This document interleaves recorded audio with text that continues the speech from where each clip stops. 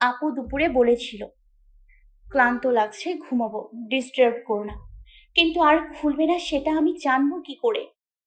আর যখন আপনাকে জানাতে যাব তখন আপনার ফোন অফ হয়ে গেছিল। ইয়াদ ইমাকে আর কিছু না বলে দ্রুত চেঞ্জ করে ইয়ানার রুমের দিকে দৌড় লাগালো। দরজায় জোরে জোরে নক করে ইয়ানাকে ডাকতে লাগলো। অনেক সময় ডাকার পরও যখন সাড়া পেল না, ইয়াদের ভয়ে হাত পা কাঁপতে লাগলো। বোনটার কিছু হলে ইয়াদ বাঁচতে পারবে না। দরজা ভাঙার সীমান্ত নিতেই ইয়ানা দরজা খুলে দিল। ইয়াদ ইয়ানার দু কাঁধ ধরে রাগী গলায় বলল, কি হয়েছে? দরজা খুলছিল না কেন? জানিস কতটা ভয় পেয়ে গিয়েছিলাম। কি হয়েছে তোর? ইয়াদ এতগুলো প্রশ্ন শেষে ইয়ানার দিকে খেয়াল করলো। বোনের মুখে থেকে তাকিয়ে ইয়াদের কলিজা কেঁপে উঠল। চোখ মুখ লাল টকটকে করে ফেলেছে। ইয়াদ ইয়ানার মুখটা দু হাতে ধরে বলল, কি অবস্থা করেছিস নিজের? কি হয়েছে বোন? আমাকে বলবি না? ইয়ানা শান্ত গলায় বলল, ভাইয়া, গতকাল মাথা ব্যথা করছিল, তাই ভার্সিটি থেকে এসে শাওয়ার নিয়েই ঘুমিয়ে পড়েছিলাম। ঘুম ভাঙে অনেক রাতে, তারপর আর ঘুমাতে পারিনি, তাই এমন দেখাচ্ছে। ভোরের দিকে একটু চোখ লেগে গিয়েছিল, তাই আর কি, শুনতে পাইনি ডাকছিলে। ইয়ানার কথার সাথে মুখের অবস্থার মিল পেল না ইয়াদ। মুখ দেখে মনে হচ্ছে সারা রাতে এক ফোঁটা ঘুমায়নি ইয়ানা। তবু কথা বাড়ালো না ইয়াদ। ইয়ানার মাথায় হাত রেখে বলল, ফ্রেশ হয়ে রেডি হয়ে নে, এক জায়গায় নিয়ে যাবো তোকে। ইয়ানা ইয়াদের দিকে তাকিয়ে বলল। কোথায়? ইয়াদ মলিন হেসে বলল। গেলেই দেখতে পাবে।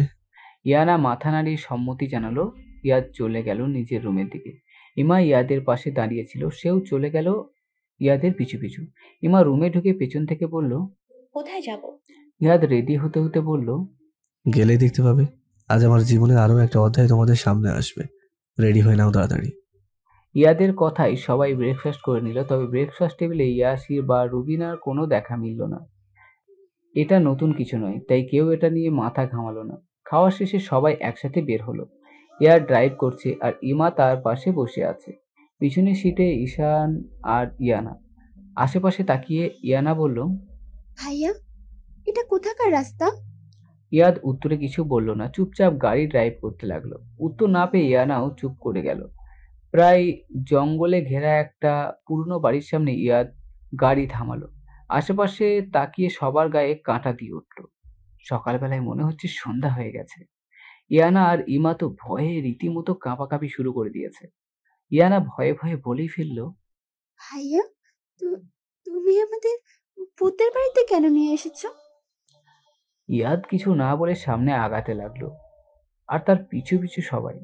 পায়ের নিচে শুকনো পাতার শব্দেও গা শিউরে উঠছে বারবার। ঈশানের পায়ের নিচে একটা গাছের শুকনো ডাল পড়লে মট করে ভেঙে গেল। এমা চিৎকার করে ইয়াদের হাত আঁকড়ে ধরে ফেললো, আর ইয়ানা ভয়ে চোখ বন্ধ করে বিড়বিড় করে দোয়া পড়ছে। ইয়াদ সেদিকে নজর না দিয়ে সামনের একটা গোডাউনের মতো জায়গার দিকে এগিয়ে গেল। ঈশান ইয়ানাকে ধাক্কা দিয়ে সামনে যাওয়ার ইশারা করলো। ইয়াদ সামনে যেতেই ভিতর থেকে দরজা খুলে গেল। ইয়াদের হাত ধরে ইমাও ভেতরে ঢুকে পড়লো, আর পেছন পেছন ঈশান আর ইয়ানা। ভেতরে গিয়ে অবাক হলো, কারণ ভেতরটা দেখে মনে হচ্ছে না এটা পুরনো গোডাউন। তবে সামনে তাকিয়ে ইমা, ইয়ানা আর ঈশানের পা থমকে গেল। ইয়াদ ভাবলেশীন ভাবে দাঁড়িয়ে পড়ল।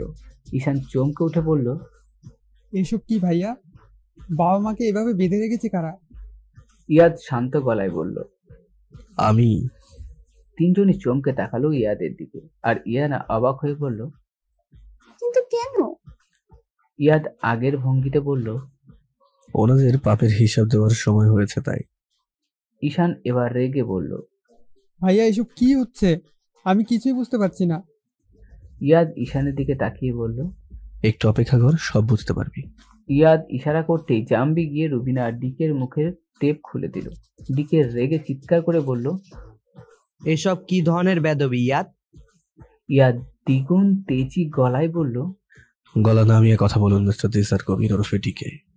ইয়াদের মুখে দিশার কবির নাম শুনে মনে হয় আকাশ থেকে পড়ল রুবিনা, আর দিশার কাঁপা গলায় বলল, কিসের ডিকে আর কে দিশার? ইয়াদ, তোমার মাথা ঠিক আছে? আমি তোমার বাবা ইয়াসির হামিদ। ইয়াদ একটা চেয়ার টেনে পায়ের উপর পা তুলে বসলো, আর তাচ্ছিল্যের সুরে বলল, নিজের নামই ভুলে গেছেন মিস্টার দিসার কবির? তা অবশ্য ভুলবারই কথা। এতগুলো বছর ধরে ইয়াসির হামিদের মুখোশ যে পড়ে আছেন, তবে মিস্টার দিসার, আপনি ভুলে গেছেন সামান্য একটা প্লাস্টিক সার্জারি করে কারো মুখোশ লাগানো গেলেও কখনো সেই মানুষটা হয়ে ওঠা যায় না। ঈশান অবাক হয়ে বলল। ভাইয়া তোমার মাথা ঠিক আছে তো নাকি? কি সব বলে যাচ্ছ পাগলের মতো? ইয়াদ ইয়ানা আর ঈশানের উদ্দেশ্যে বলল, তোদের আজ এমন কিছু সত্যি জানাতে এখানে আনা হয়েছে যার কিছুটা আমি আজ থেকে 12 বছর আগে জেনেছিলাম। পুরোটা আমাকে তখন জানানো হয়নি, কারণ বয়স কম ছিল, সামলে উঠতে পারবো না। কিন্তু যতটুকু জেনেছিলাম সেটাও সামলে উঠতে পারিনি। আর তার ফলস্বরূপ তোদের সামনের এই রোবটের মতো আচরণ করা আবরার হামিদ ইয়াদ, যে সেই 12 বছর আগে হাসতে ভুলে গেছে, নিজের অনুভূতি প্রকাশ করতে ভুলে গেছে। তবে সব সত্যি জানার জন্য নিজেকে প্রস্তুত করার পর বাকিটাও জানা হয়ে গেছে আমার। এবার জানার পালা তোদের, আর ইমা তোমারও আজ কিছু জানার আছে। তাই কোনো প্রশ্ন না করে শুধু দেখতে থাকো। তো মিস্টার দি স্যার, আমরা কোথায় ছিলাম? আপনি নিজের নাম তো ভুলে গেছেন, দেখুন তো এই মানুষটাকে চিনতে পারেন কিনা।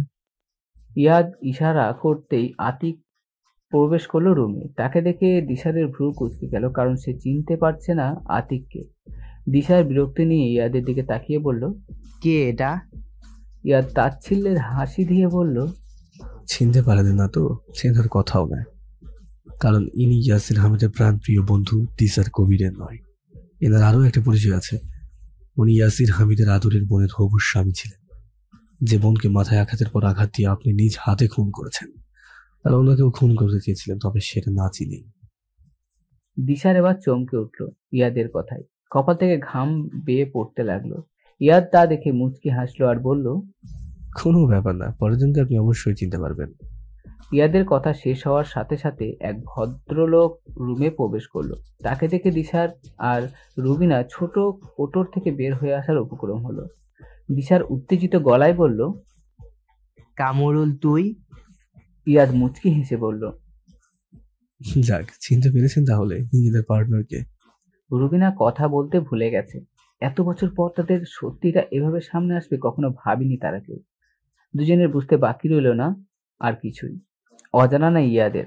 দিশা রেগে বলল, কামরুল তুই আমার থেকে এতগুলো টাকা নিয়ে বলেছিলি জীবনে কোনোদিন আর আমাদের সামনে আসবি না, আর সত্যিটা কেউ জানতে পারবে না। ইয়াদ শান্ত গলায় বলল, সত্য কোনোদিন চাপা থাকে না মিস্টার দিসার, আজ হোক বা কাল সত্যিটা সামনে আসবেই। দিশার এবার শয়তানি হেসে বলল, তো এত কিছু জেনে গেছো, এটা জানোনি আমি কে আর কি? ইয়াদ বাঁকা হেসে বলল, এতটা সময় নিয়েছি কোনো কাছে কাজ করতে নয় মিস্টার দিসার বীর ওরফে ইন্টারন্যাশনাল মাফিয়াটিকে। আচ্ছা, আপনার কানে কি একবারও আঘাত করেনি আমি আপনাকে কতবার ডিকে বলে ডেকেছি? তবুও বুঝতে পারেননি আমি কেন ডিকে বলেছি আপনাকে? এই মাথা নিয়ে এত কিছু কিভাবে বললেন বলুন তো? ইয়াদের কথায় দিশারের মুখ হা হয়ে গেল। সবসময় দিকে নামে সবাইকে সাড়া দিতে দিতে তার খেয়ালই হয়নি ইয়াদ তাকে দিকে ডেকেছে। ঈশান অবাক হয়ে বলল, মাফিয়া? ইয়ানা থম মেরে দাঁড়িয়ে আছে। কি হচ্ছে এসব তার মাথার উপর দিয়ে যাচ্ছে। ইমা কিছুটা জানতো বলে তেমন রিয়াকশন দিচ্ছে না, বরং পুরোটা জানার চেষ্টা করছে। রুবিনা হাঁ করে তাকিয়ে আছে ইয়াদের দিকে। ইয়াদ ঈশানের প্রশ্নে তাচ্ছিল্যের হাসি দিয়ে বলল, ইয়েস, মাফিয়া, ড্রাগ সাপ্লাই, নারী ও শিশু পাচার, অস্ত্র পাচার, এমন আরো অনেক মহান কাজের লিডার উনি। জানেন তো মিস্টার ডিকে, আমি চাইলে আরো 12 বছর আগেই প্রশ্ন তুলতে পারতাম আমার বাবার খুনের, যেদিন এই সত্যিটা জেনেছিলাম। কিন্তু তখন কিছুতেই পেরে উঠতাম না আপনার সাথে। আমি চাইলে ডিএনএ টেস্টের সাহায্যে প্রমাণ করতে পারতাম আপনি আপনার বাবা নন। তবে এতে আপনার লস হতো না, বরং আমার লস হতো। টাকার জন্য প্রমাণ করে দিলেন আপনি ইয়াসির হামিদ, আর আমি ইয়াসির হামিদের সন্তান আবরার হামিদ ইয়াদ নই। তাই ফিরে গিয়েছিলাম নিজেকে একটু একটু করে গড়ে তুলতে। আর আজ দেখুন আপনার ক্ষমতা আমার সামনে শূন্য। ইয়ানা আর না পেরে ইয়াদের সামনে দাঁড়িয়ে বলল, ভাইয়া, তুমি কি বলছো? আমি কিছুই বুঝতে পারছি না। কি হচ্ছে এসব? উনি আমাদের বাবা? ইয়াদ ইয়ানার দুগালে হাত রেখে চোখের পানি মুছে দিয়ে বলল, ইয়ানা, উনি আমাদের বাবা নন।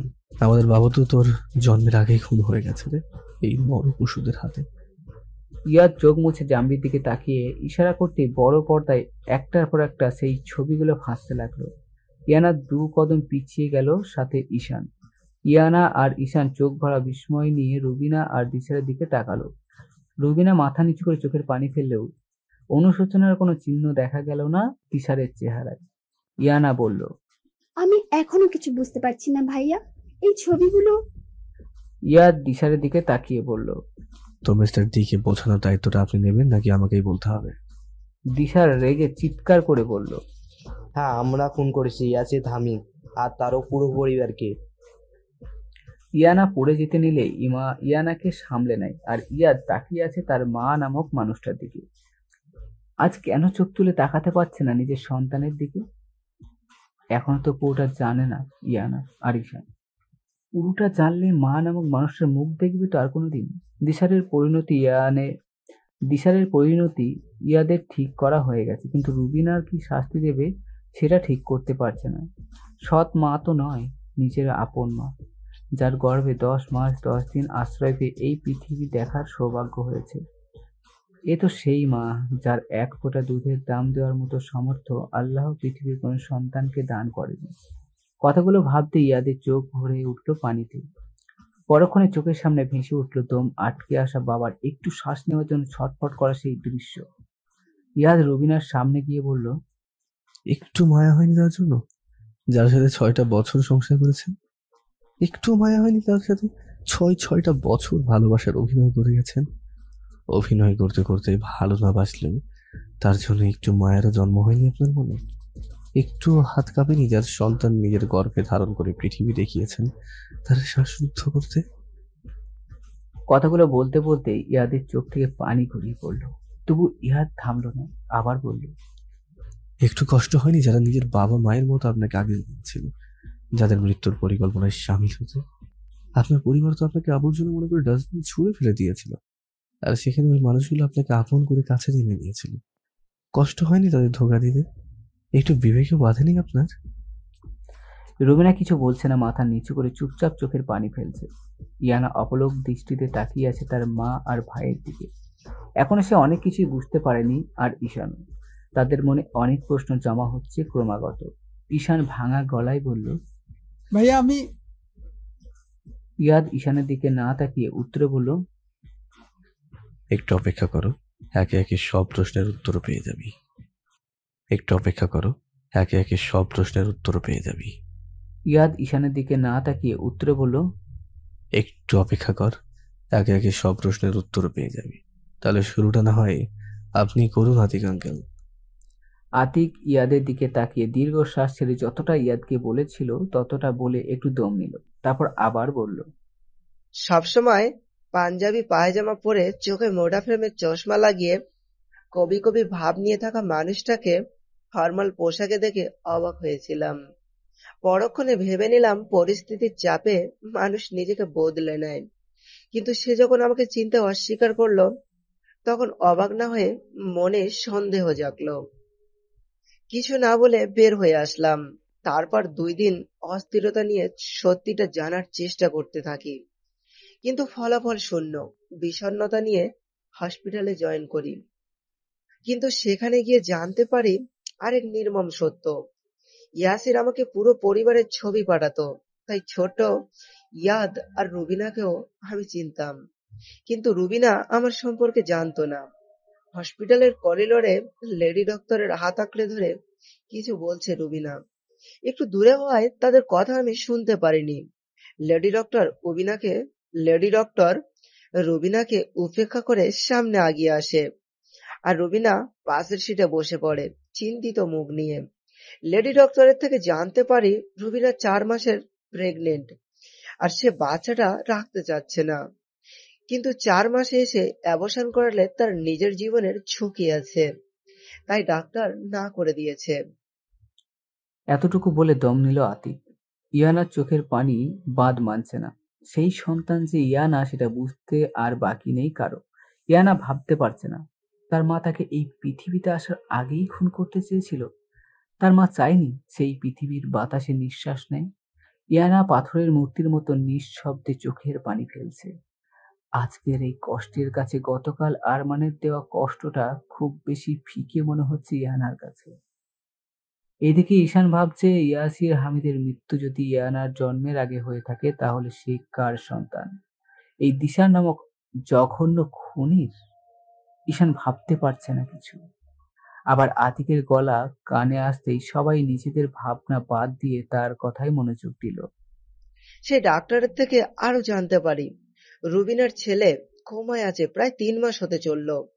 একথা শুনে আমি থমকে যাই কয়েক মুহূর্তের জন্য। সেই ডক্টরের থেকে ইয়াদ কোথায় আছে জেনে এক পা করে এগিয়ে যেতে থাকি সেদিকে। আইসিইউর সাদা বেডটায় শুয়ে আছে ছোট্ট একটা শরীর। দেখে মনে হচ্ছে শরীরটাতে এক বিন্দু রক্তের অস্তিত্ব নেই, এমন ফ্যাকাশে সাদা হয়ে গেছে। চোখের সামনে ভেসে উঠল ইয়াসিরের পাঠানো ইয়াদের হাসি মুখের সেই ছবি। চোখ থেকে এক ফোঁটা পানি গড়িয়ে পড়লো আমার। ছোট্ট ইয়াদের কপালে চুমু খেয়ে বের হয়ে আসি আইসিইউ থেকে। হিসাব মেলাতে ব্যস্ত হয়ে পড়ি। আঙ্কেল আন্টি আর কলি মারা গিয়েছে প্রায় 3 মাস, আর ইয়াদও কোমায় আছে 3 মাস। তবে কি ইয়াদ সেই গাড়িতে ছিল নাকি অন্য কোনো কারণ আছে? এদিকে ইয়াসিরের আচরণ আমার মনে গভীর সন্দেহ বুনে দিয়েছিল। উপায় না পেয়ে ফলো করতে শুরু করি ইয়াসির নামক দিশাটাকে। বেশ কিছুদিন ফলো করার পর এক বিকেলে তার সাথে দেখতে পাই অ্যাডভোকেট কামরুল ইসলামকে। সে ছিল তাফসির হামিদের অ্যাডভোকেট। তাফসির হামিদদের সকল আইনি কার্যক্রম কামরুল দেখাশোনা করত। কামরুলের আগে তার বাবা ছিল তাফসির হামিদের অ্যাডভোকেট। সেই সুবাদে কামরুলকে অনেক আগে থেকেই চিনি আমি। আর তাদের কথোপকথনের এক পর্যায়ে জানতে পারি ইয়াসির সেজে থাকা মানুষটা ইয়াসির নয়, দিশার নামক কেউ। আর ইয়াসিরকে তারা খুন করেছে। রাগে দুঃখে ইচ্ছে করছিল শেষ করে দিই ওদের, কিন্তু নিজেকে আটকে রাখি, কারণ ওদের সাথে আমি পেরে উঠতাম না। বুদ্ধি করে সব ভিডিও রেকর্ড করে রাখি নিজের ফোনে। চলে আসি সেখান থেকে, আর সময় বুঝে কামরুলকে আটকে ভিডিও দেখিয়ে ভয় দেখাই। আর কাজও হয়ে যায়। ভয়ে সব বলে দেয় কামরুল, কিন্তু আমি কি করব বুঝতে পারি না, কারণ ওদের সামনে আমার কোনো ক্ষমতাই ছিল না। তাই সময়ের অপেক্ষা করতে থাকি, আর ইয়াদের চিকিৎসা আমি করাতে শুরু করি। তখন একমাত্র ভরসা ছিল ইয়াদ। সময় যেতে থাকে, কিন্তু ইয়াদের কোনো উন্নতি হয় না। এদিকে রুবিনার কোলে আবারও জন্ম হয় ফুটফুটে এক কন্যা সন্তানের, যাকে প্রথম কোলে নিয়েছিলাম আমি নিজেই। শেষের কথাটা বলে আতিক ইয়ানার দিকে তাকিয়ে মুচকি হাসলো, আর ইয়ানা অসহায় দৃষ্টি নিয়ে তাকালো আতিকের দিকে। আজ বুঝতে পারছে কেন তার কোনো গুরুত্ব ছিল না তার বাবা মায়ের কাছে। আতিক আবার বলল, ফুটফুটে মেয়েটার দিকে তাকিয়ে কেঁদে দিয়েছিলাম। ইয়াদের জন্মের পর ইয়াসির ফোনে আমাকে প্রায়ই বলতো, এখন আমার একটা রাজকন্যা হলে আমার রাজ্যটা সম্পূর্ণ হবে রে আতিক। ইয়াসির তখন বুঝতে পারেনি সে চোরাবালির উপর নিজের ভালোবাসার রাজ্য তৈরি করছে, আর এক সময় তা তলিয়ে যাবে সেই বালির নিচে। ইয়াসিরকে কোলে নিয়ে ইয়াদের কাছে গিয়েছিলাম। ইয়াদ সুস্থ থাকলে হয়তো একটা পুতুলের মতো বোন পেয়ে খুশিতে লাফাতো। ইয়ানার ছোট্ট ছোট্ট আঙুলের ডগা দিয়ে ইয়াদের কপালে স্পর্শ করায় অদ্ভুতভাবে তখন ইয়াদের একটু ইমপ্রুভ লক্ষ্য করি। নার্স ইয়ানাকে যখন রুবিনার কোলে দেয়, সে চরম বিরক্তি নিয়ে তাকায় ছোট্ট পুতুলটার দিকে, আর দরজার বাইরে ছলছল চোখে দেখতে থাকি সেই দৃশ্য। এসব শুনে কলিজা ছিঁড়ে যাচ্ছে ইয়ানার। কষ্টে বুকটা ভারী হয়ে আসছে। তীব্র ঘৃণা নিয়ে তাকালো রুবিনার দিকে। সে এখনো আগের মতো মাথা নিচু করে কুমিরের কান্না করছে। তাতে ইয়ানার মন গড়ল না, বরং ঘৃণায় চোখ ফিরিয়ে নিল। ঈশান, ইয়ানা আর ইমা মুখের ভাষা হারিয়ে ফেলেছে এসব শুনে। আতিক চোখের পানি মুছে মুচকি হেসে বলল, ইয়ানার জন্মের কয়েকদিনের মধ্যে ইয়াদের জ্ঞান ফিরে আসে। তখন রুবিনা ইয়াদের পাশে বসেছিল। ইয়াদকে সুস্থ হতে দেখে খুশিতে চকচক করে ওঠে তার চোখ। আমিও পাশে দাঁড়িয়ে ইয়াদের মেডিকেল ফাইল চেক করছিলাম। ইয়াদ জ্ঞান ফেরার পর তার সামনে খুন হওয়ার সেই দৃশ্য মনে পড়ে যায়, আর তা নিয়ে প্রশ্ন করতে থাকে। জ্ঞান হারানোর আগে লাস্ট সেটাই দেখেছিল সে, কিন্তু রুবিনা বাজে স্বপ্ন বলে কাটিয়ে নেয়। পুরোপুরি সুস্থ হওয়ার জন্য আরো কয়েকটা দিন ইয়াদ হসপিটালে ছিল, কিন্তু আমি তাকে কিছুই বলতে পারিনি, কারণ ইয়াদ তখন অনেক ছোট্ট, তাই কিছুই করতে পারতো না। তাই আমি ঠিক করি সঠিক সময়ে ইয়াদকে সব জানাবো। ইয়াদ বড় হতে থাকে, আর আমিও খোঁজ নিতে থাকি ওর। কিন্তু হঠাৎ করেই ইয়াদ উধাও হয়ে যায়। খোঁজ নিয়ে জানতে পারি ইয়াদকে বিদেশে পাঠিয়ে দেওয়া হয়েছে। অনেকগুলো বছর পর ইয়াদকে আবারও দেখতে পাই সেই হসপিটালে। সে তখন আর ছোট্ট নয়, 18 বছরের হয়ে গেছে। আর তাকে প্রথমে দেখে চেনা চেনা লাগছিল, কিন্তু চিনতে পারেনি। ইয়াদের বন্ধুরা যখন তাকে ইয়াদ বলে ডাকে, তখনই চমকে উঠে ভালো করে তাকাই তার দিকে। রুবিনার সাথে অনেকটাই মিল আছে ইয়াদের চেহারার, তাই চিনতে পারি ইয়াদকে। সন্দেহ দূর করার জন্য পুরো না জেনে নিলে আর কোনো সন্দেহই থাকে না। ইয়াদের সঙ্গে কথা আছে বলে আমার কেবিনেই নিয়ে যাই তাকে। আমার আর ইয়াসিরের কাঁধে হাত দিয়ে তোলা একটা ছবি তাকে দেখাই, আর নিজের পরিচয় দিই। একটু বিশ্বাস অর্জন করে ইয়াদকে জানাই ইয়াসির সেজে থাকা মানুষটা তার বা ইয়ানার বাবা ইয়াসির নয়। ইয়াদ আমার কথায় বিশ্বাস করে না, তাই সেদিনের দিশার আর কামরুলের কথোপকথনের ভিডিও দেখাই। অনেক বোঝানোর পর ইয়াদ বিশ্বাস করে আমাকে, আর প্রচন্ড রেগে বের হয়ে আসতে নিলে আমি পিছন থেকে বলি তাড়াহুড়ো করে কিছু না করতে, তাহলে সে নিজেই বাবার মৃত্যুর বদলা নিতে পারবে না। সেদিন চাইলে সবই বলতে পারতাম ইয়াদকে, কিন্তু ইয়াদ সামলে উঠতে পারতো না। ইয়াদের 18তম জন্মদিনে ইয়াদ কেন এত রেগে বাড়ি ফিরেছিল সেটা আজ বুঝতে পারলো সবাই। ইয়ানা নিজের ভাইয়ের দিকে তাকিয়ে কেঁদে দিল। এতগুলো বছর ধরে এই কষ্টগুলো একা নিজের মধ্যে পুষে রেখেছিল, আজ বুঝতে পারছে ইয়াদের হঠাৎ পরিবর্তন হয়ে যাওয়ার কারণ। একা একা কতটা কষ্ট আর যন্ত্রণা সহ্য করেও তাকে আগলে রেখেছে ভেবে বহু করে কেঁদে উঠল ইয়ানা। আতিক খানিকটা বিরতি নিয়ে আবার বলল, তার 2 দিন পরে ইয়াদ আমাকে কিছু না জানিয়ে ইয়ানাকে নিয়ে ফিরে যায় ইউকে, আর আমি ইয়াদকে খুঁজতে থাকি। সেটাই আমার কাল হয়ে দাঁড়ায়। ইয়াদকে খুঁজে না পেলেও দিশারের লোকের নজরে এসে যাই আমি। অতীতের কিছু যদি ইয়াদকে জানাই, সেই ভয়ে ইয়াসির আমাকে খুন করার আদেশ দেয়। নিজের জীবন বাঁচাতে পালিয়ে চলে যাই আমার গ্রামের বাড়ি ময়মনসিংহে, কারণ ইয়াদকে আরো অনেক কিছু জানানোর বাকি ছিল আমার। সেগুলো জানানোর জন্য হলেও আমাকে বেঁচে থাকতে হতো। কয় মাস আগেই ইয়াদ আমাকে আবারও খুঁজে বের করে আমার গ্রাম থেকে। আতিকের কথা শেষ হতেই পুরো রুমের নিস্তব্ধতা বিরাজ করতে লাগলো। সবার চোখে পানি, একমাত্র দিশার ছাড়া। প্রচন্ড বিরক্ত লাগছে দিশারের। সে বুঝতে পারছে না তার লোকজন কোথায়, এখনো আসছে না কেন। ইয়াদ নিজেকে একটু সামলে কঠিন গলায় বলল, তো অ্যাডভোকেট কামরুল ইসলাম, আপনি কেন ধোকা দিলেন আমার দাদাকে? সে তো আপনাকে অনেক ভরসা করতো, যতটা জেনেছি। কামরুল অনুতপ্ত গলায় বলল, লোভ জিনিসটা খুব জঘন্য। একবার কারোর মনে বাসা বাঁধলে তার ভালো খারাপের জ্ঞান থাকে না। রবিনা আর দিশার প্রতারণার দায়ে একবার জেলে গিয়েছিল, তাদের কেস আমি লড়ি। দিশার আর রবিনার সম্পর্কে চাচাতো ভাই বোন। তাদের এমন চরিত্রের কথা জানতে পেরে পরিবার থেকে তাদের বের করে দেয়। কেস লড়ার জন্য ওদের সম্পর্কে অনেক কিছুই জানতে পারি আমি। সেই কেসের জন্য আমি রবিনা আর দিশারকে চিনি। জামিন করানোর কয়েক মাস পর দিশার আবার জেলে যায়, কিন্তু এবার আর তাকে বাঁচাতে পারিনি আমি। তার 5 বছরের জেল হয়। দিশারের সাথে রবিনাকে না দেখে ভেবেছিলাম হয়তো ভালো হয়ে গেছে। তাফসির স্যার একদিন আমাকে তার বাসায় ডাকে, কিন্তু সেখানে গিয়ে রবিনাকে দেখে চমকে যায়। রবিনা আমাকে দেখে ভয়ে কেঁপে ওঠে আর ইশারায় হাত জোর করে বলে কাউকে কিছু না জানাতে। রবিনাকে দেখে মনে হচ্ছিল সে প্রেগনেন্ট, তাই তাকে একটা সুযোগ দিলাম। রবিনা আমাকে জানাই সে ভালো হয়ে গেছে, আমি যেন তার সংসার নষ্ট না করি। আমিও বিশ্বাস করে নেই। তবে একদিন রবিনা দিশারের সাথে জেলে দেখা করতে গেল, আমি দেখে ফেলি। তখনই ইয়াদের বয়স কয়েক মাস হবে। আমি তাফসির স্যারকে সব জানাই, কিন্তু সে বিশ্বাস করতে চায় না। ওদের কেস লড়ার জন্য ওদের অনেক তথ্য আমার কাছে ছিল, তাই সেইগুলো দেখে আর অবিশ্বাস করতে পারে না। তাফসির স্যার প্রচন্ড তীব্র বুদ্ধিমত্তার মানুষ ছিলেন আর দুঃসাহসী। আমাকে বলেন উইল রেডি করতে, আর তার কথা মতো করেও ফেলি আমি। তবে এত সবের কিছু জানতো না ইরাশির। সে ছিল তার নিজের জগৎ নিয়ে। দেখতে দেখতে কেটে যায় 5 বছর, আর দিশারের ছাড়া পাওয়ার দিন এসে যায়। উইল করলেও সেটা কাউকে জানাতে দেয়নি স্যার। সেদিন দিশার ছাড়া পাই, সেদিন রাতে আমি হামিদ মানজিলে যাই স্যারকে জানাতে, কিন্তু গেট থেকে গার্ড জানাই তাফসিন স্যার বাইরে গেছেন মেয়ে আর স্ত্রীকে নিয়ে। অজানা কারণে মনে হলো এসি যখন পড়েছি তাহলে ইয়াসির সাথে একবার দেখা করে যাই। ইয়াসির কখন কোথায় যায় সেটা কেউ জানে না, তাই গার্ড বলতে পারলো না ইয়াসি বাসায়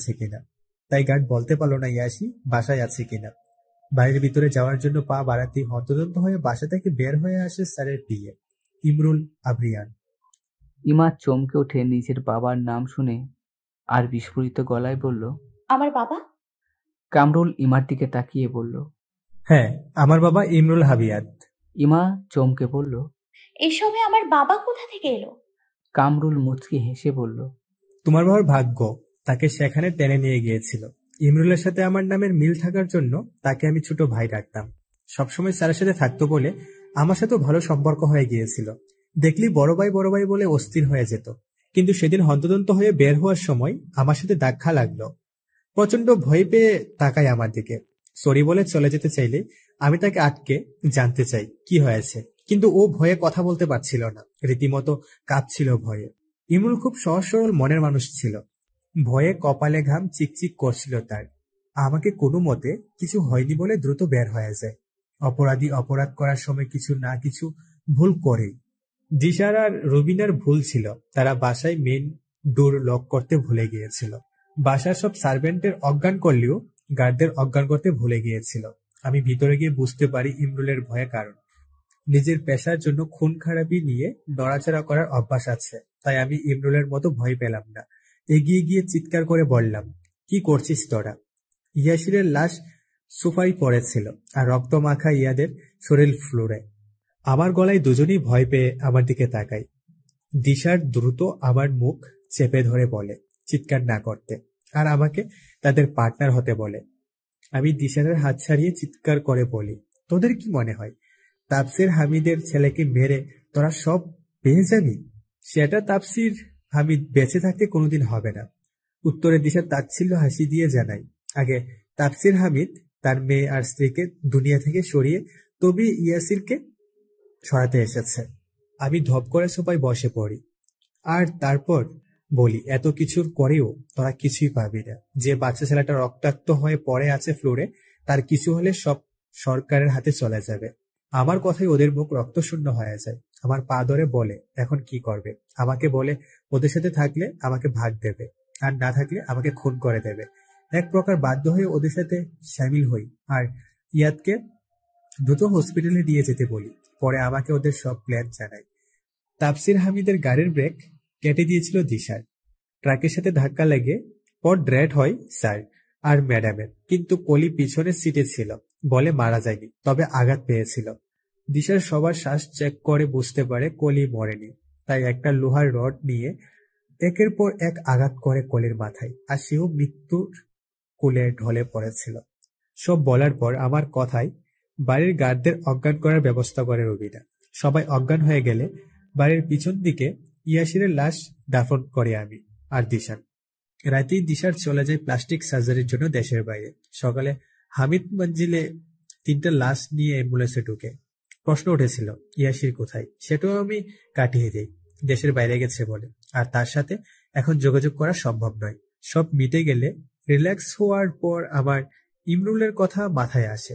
ইমরুল একমাত্র সাক্ষী ছিল ইয়াসিরের মৃত্যুর। সেটা আমাদের জন্য ভবিষ্যতে খারাপ কিছু বয়ে আনতে পারে, তাই দিশারকে জানাই ইমরুলের কথা। কিন্তু সারা শহরে তন্ন করে খুঁজেও ইমরুলের দেখা মিলল না, তাই ইমরুলের খোঁজ চলতে থাকে। কিন্তু তার মধ্যে আমি ধরা পড়ে যাই অতীকের কাছে, আর তাই ভয়ে দিশারের দেওয়া টাকা নিয়ে চলে যাই অনেক দূরে। ভিডিওর ভয়ে দিশারকে জানাই না অতীতের কথা। দূরে গেলেও দিশানের সাথে যোগাযোগ রাখি টাকার জন্য। সব ঠিকঠাক চলতে শুরু করে। দিশার আর রবিনা গোপনে বিয়ে করে নেয়, আর তাদের ঘরে জন্ম নেয় ঈশান। অতীক কিছু করেনি দেখে একটু স্বস্তির নিঃশ্বাস ফেলি। তখন বুঝতে পারি অতীক এত বড় প্ল্যান করেছে। তার প্রায় 3 বছর পর ঢাকা শহরে আবার দেখা যায় ইমরুলকে। একমাত্র সাক্ষী শেষ করার জন্য ট্রাক চাপা দিয়ে মারা হয় ইমরুলকে। ইমা ধপ করে বসে পড়ল ফ্লোরে, আর তার পাশেই ইয়ানাও বসে পড়ল। তাদের জন্য ইমা আর তার মায়ের জীবনটা তিক্ততায় ভরে গিয়েছিল। নষ্ট হয়ে গেছে তার আর তার মায়ের জীবনটা। ইমা ভাবতে পারছে না তার বাবাও খুন করেছে এই খুনিগুলোর হাতে। ইহাদের অনুভূতি এখন আর বোঝা যাচ্ছে না। থম মেরে বসে আছে, দেখে মনে হচ্ছে কাল বৈশাখী ঝড়ের আগে আকাশ নিজেকে প্রস্তুত করে নিচ্ছে। ঈশান রোবটের মতো বসে আছে। সে ভাবতে পারছে না তার শরীরের প্রতিটা কণায় দুজন জঘন্য খুনির রক্ত বয়ে চলেছে। ঈশানের ইচ্ছে করছে শরীরটা ক্ষত বিক্ষত করে এই খুনিদের রক্ত বের করে নর্দমায় ফেলে দিতে। ঈশানের নিজেকে ঘেন্না লাগছে এখন। আজ বুঝতে পারছে ইয়াদ কেন তাকে সহ্য করতে পারত না।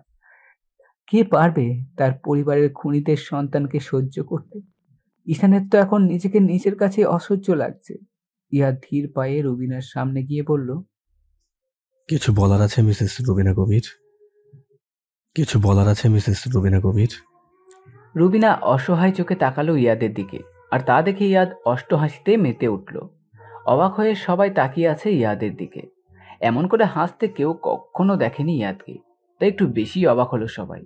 ইয়াদ নিজের হাতের 5 আঙুল দেখিয়ে বলল, 5 জন মানুষকে নির্মমভাবে খুন করেছে। কেন বলুন তো? প্রপার্টির জন্য? কিন্তু সেটা তো আপনি এমনই পেয়ে গিয়েছিলেন ইয়াসির হামিদের স্ত্রী হয়ে। তাহলে খুনগুলো করার কি প্রয়োজন ছিল? উত্তরটা আপনি দেবেন নাকি আমি দিয়ে দেব? রুবিনা মাথা নিচু করে ফেলল ইয়াদের কথা শুনে, আর ইয়াদ তা দেখে বলল, ঠিক আছে, আমি বলছি। ভালোবাসা অন্ধ হয়ে গিয়েছিলেন আপনি, যার জন্য নিজের স্বামী কিংবা সন্তান আপনার মনে কোনো প্রভাবই ফেলতে পারেনি। আপনি এতটাই অন্ধ ছিলেন দিসার কবিরের ভালোবাসায়, তাই তার অপরাধে তাকে সাহায্য করতেও একবার ভাবেননি। হায় রে ভালোবাসা! সত্যি কি কে ভালোবাসা বলে? আপনার জন্য একটা সারপ্রাইজ আছে মিসেস রুবিনা কবির। যে ভালোবাসার জন্য এত নিচে নামতে একবার ভাবেনি, তার বিনিময়ে কি পেলেন দেখবেন না? ইয়াদের কথা শুনে সবাই ইয়াদের দিকে প্রশ্নবোধক দৃষ্টিতে তাকালো। ইয়াদ গার্ডদের বলল, ভিতরে নিয়ে আসো আমাদের স্পেশাল মেহমানদের। ইয়াদের কথায় একটা মহিলা আর কথার বয়সী একটা মেয়েকে নিয়ে গার্ডরা রুমে আসলো। তাদের দেখে দিশারের চেহারার রং উড়ে গেল, আর বাকি সবাই প্রশ্নবোধক চাহনিতে তাকিয়ে তাদের পরোক্ষ করে যাচ্ছে। ওয়েস্টার্ন ড্রেসআপে আছে দুজনেই। মহিলাটি খানিকটা রাগী গলায় বলল, হোয়াট ইজ দিস স্যার? এভাবে আমাদের এখানে নিয়ে আসা হয়েছে কেন? তোমার এই অবস্থা কেন? আর এরা সবাই কারা? পাশের মেয়েটা বলে উঠল, পাপা, এসব কি হচ্ছে বলবে একটু? মেয়েটার পাপা ডাক সবার কানে যেন বারবার আঘাত করতে লাগলো। রুবিনা বিস্ময় নিয়ে তাকিয়ে আছে দিশারের দিকে। এদিকে দিশার কি করবে বুঝতে পারছে না। ইয়াদ এদের পর্যন্ত পৌঁছে যাবে সেটা কখনো ভাবতে পারেনি। রুবিনা ধরা গলায় বলল, দিশা, আর কত চুপ করে থাকবে? কি হচ্ছে এসব? আমাদেরও বলো। এই মেয়ে তোমাকে পাপা কেন ডাকছে? কারা এরা? দিশার নির্বিকার হয়ে উত্তর দিল। দিশারের কথা শেষ হতেই রুবিনার চোখ বেয়ে পানির কণা গড়িয়ে গেল, আর ভাঙা গলায় বলল, তাহলে আমি কে? ঈশানকে? দিশার এবার চুপ করে গেল, আর তা দেখে রুবিনা চিৎকার করে বলল, কথা বলছো না কেন? বলো আমি কে? দিশার এবার চুপ, তবে সেই মহিলা কড়া গলায় বলল। মেয়েটি বলে উঠল, বাবা, আমাকে যেতে দিতে বলো, এখানে বিরক্ত লাগছে আমার। রুবিনা আবার জিজ্ঞেস করলো, দিশার কথা বলছো না কেন? ইয়াদ আবার হাসতে লাগলো, যে হাসিতে মিশে আছে কষ্ট, তিক্ততা, ধিক্কার। হাসতে হাসতে বলে উঠল, কেমন লাগলো মিসেস রুবিনা কবির? অন্ধ ভালোবাসার প্রতিদান। দিসার কবির আপনাকে ভালোবাসেনি, সারা জীবন ব্যবহার করে গেছে। শুধু প্রপার্টি পেয়ে গেলে ছুঁড়ে ফেলে দিত আপনাকে। শুধু সময়ের অপেক্ষা করছিল। যাকে ভালোবেসে একটা পরিবার ধ্বংস করে দিতে একটু হাত কাঁপেনি, সেই ভালোবাসার এমন প্রতিদান সত্যি অভাবনীয়। যে ভালোবাসা মানুষকে খুন করতে শেখায় সেটা ভালোবাসা হতে পারে না, আর যে ভালোবাসা খুন করতে শেখায় তার প্রতিদানের থেকে পেটের কিছু আশা করা বোকামি ছাড়া আর অন্য কিছুই নয় মিসেস রুবিনা কবির। কথাগুলো বলে রুবিনার থেকে চোখ সরিয়ে নিল ইয়াদ, আর সেই মহিলা আর মেয়েটার সামনে গিয়ে দাঁড়ালো। দিশারের সব কার্যকলাপ তাদেরও জানালো। মহিলার নাম মনিকা, আর মেয়েটার নাম দিয়া। মনিকার ভাই মাফিয়া, আর মনিকাকে বিয়ে করে দিশার সেই মাফিয়া দলের সদস্য হতে পেরেছে। মনিকার ভাই যদি জানতে পারে দিশার মনিকাকে ধোঁকা দিয়েছে, তাহলে কেটে টুকরো টুকরো করে কুকুরদের খাওয়াবে। মনিকা রেগে দিশারকে হুমকি দিয়ে বের হয়ে গেল মেয়েকে নিয়ে। মনিকা নিজেও খুব ডেঞ্জারাস মহিলা, তবে সে মিথ্যা বলা সবচেয়ে বেশি অপছন্দ করে। দিশা তাকে বলেছিল দিশারের জীবনের সেই একমাত্র নারী। মনিকা দিশারকে কি শাস্তি দিতে পারে সেটা দিশার কল্পনা করতে পারছে না। এতক্ষণ ইয়াদের সব জেনে যাওয়াতে দিশারের কোনো হেলদোল ছিল না, কিন্তু মনিকার হুমকিতে ভয়ে রীতিমতো কাঁপাকাঁপি শুরু করে দিয়েছে। মনিকার ভাই খুবই ভয়ঙ্কর মাফিয়া। রুবিনা পাথরের মতো বসে আছে, কোনো হেলদোল নেই তার। ছোটবেলা থেকে দিশারকে ভালোবাসে রুবিনা, আর তার জন্য পরিবার ছাড়তেও একবার ভাবেনি। শত শত অন্যায় করে জেলে যাওয়ার আগেও একবার ভাবেনি। বাড়ি থেকে বের করে দেওয়ার আগে রুবিনাকে তার বাবা একটা সুযোগ দিয়েছিল, বলেছিল যে সেই দিশারের সাথে সব সম্পর্ক ভেঙে দিলে তাকে মাফ করে দেবে। কিন্তু রুবিনা বাবার কথায় পাত্তা না দিয়ে দিশারের হাত ধরে একটা অনিশ্চিত জীবনের দিকে পা বাড়িয়েছিল। একের পর এক প্রতারণা করেছে মানুষের সাথে, আর তাদের শেষ শিকার হয় ইয়াসির নামের সহজ সরল মানুষ। প্ল্যান ছিল বিয়ে করবে আর বিভিন্ন কারণ দেখিয়ে ডিভোর্সের সময় মোটা অঙ্কের টাকা দাবি করবে, কিন্তু সব গন্ডগোল হয়ে যায় দিশার আবার জেলে যাওয়ার কারণে। রুবিনা উপায় না পেয়ে ইয়াসিরের সাথে সুখের সংসার করার নাটক করতে থাকে। সময়ের সাথে তাদের প্ল্যান চেঞ্জ করে টাকার বদলে পুরো প্রপার্টি আত্মসাৎ করার প্ল্যান করে। রুবিনা সবার অগোচরে প্রায় জেলে দেখা করতো দিশারের সাথে। অতীত ভেবে রুবিনার চিৎকার করে কাঁদতে ইচ্ছে করছে। আজ খুব মনে পড়ছে ইয়াসিরের কথা। মানুষটা কত ভালোবাসতো তাকে, আর সেই কিনা মিথ্যা ভালোবাসায় অন্ধ হয়ে নিজের হাতে খুন করলো সেই মানুষটাকে। অতিরিক্ত মানসিক আঘাত পাওয়ায় রুবিনা জ্ঞান হারিয়ে নেতিয়ে পড়ল চেয়ারটাতে। ইয়ানা আর ঈশান এগিয়ে যেতে গিয়েও থেমে গেল, আর ইয়াদ একবার টলমল চোখে সেদিকে তাকিয়ে চোখ সরিয়ে নিল। দিশারের দিকে তাকিয়ে ইয়াদের চোখ লাল হয়ে গেল রাগে। এগিয়ে গিয়ে সজোরে পাঁচ করল নাক মুখ বরাবর। ইয়াদের ইচ্ছে করছে দিশারের বডিটা হাজারো টুকরো করে রাস্তার কুকুরকে খাওয়াতে, কিন্তু ইয়ানা আর ইমার সামনে কিছু করতে পারছে না। নিজের রাগ কমানোর জন্য একের পর এক কয়েকটা পাঁচ করলো। রেগে চিৎকার করে দিশার শার্টের কলার ধরে বলল, কুত্তার বাচ্চা সব হয়েছে তোর জন্য। তোর লোভের জন্য কতগুলো জীবন নষ্ট হয়ে গেছে ভয়ঙ্কর ভাবে। তোকে একেবারে মেরে ফেললেও শাস্তি কম হবে তোর। না, তোকে এত সহজে মারবো না আমি, একটু একটু করে মারবো তোকে। প্রতিটা মুহূর্তে মৃত্যুর ভয় কুকুরে উঠবি তুই। যতগুলো তিক্ততার সম্পর্ক তুই তৈরি করেছিস তার সব শাস্তি তুই পাবি।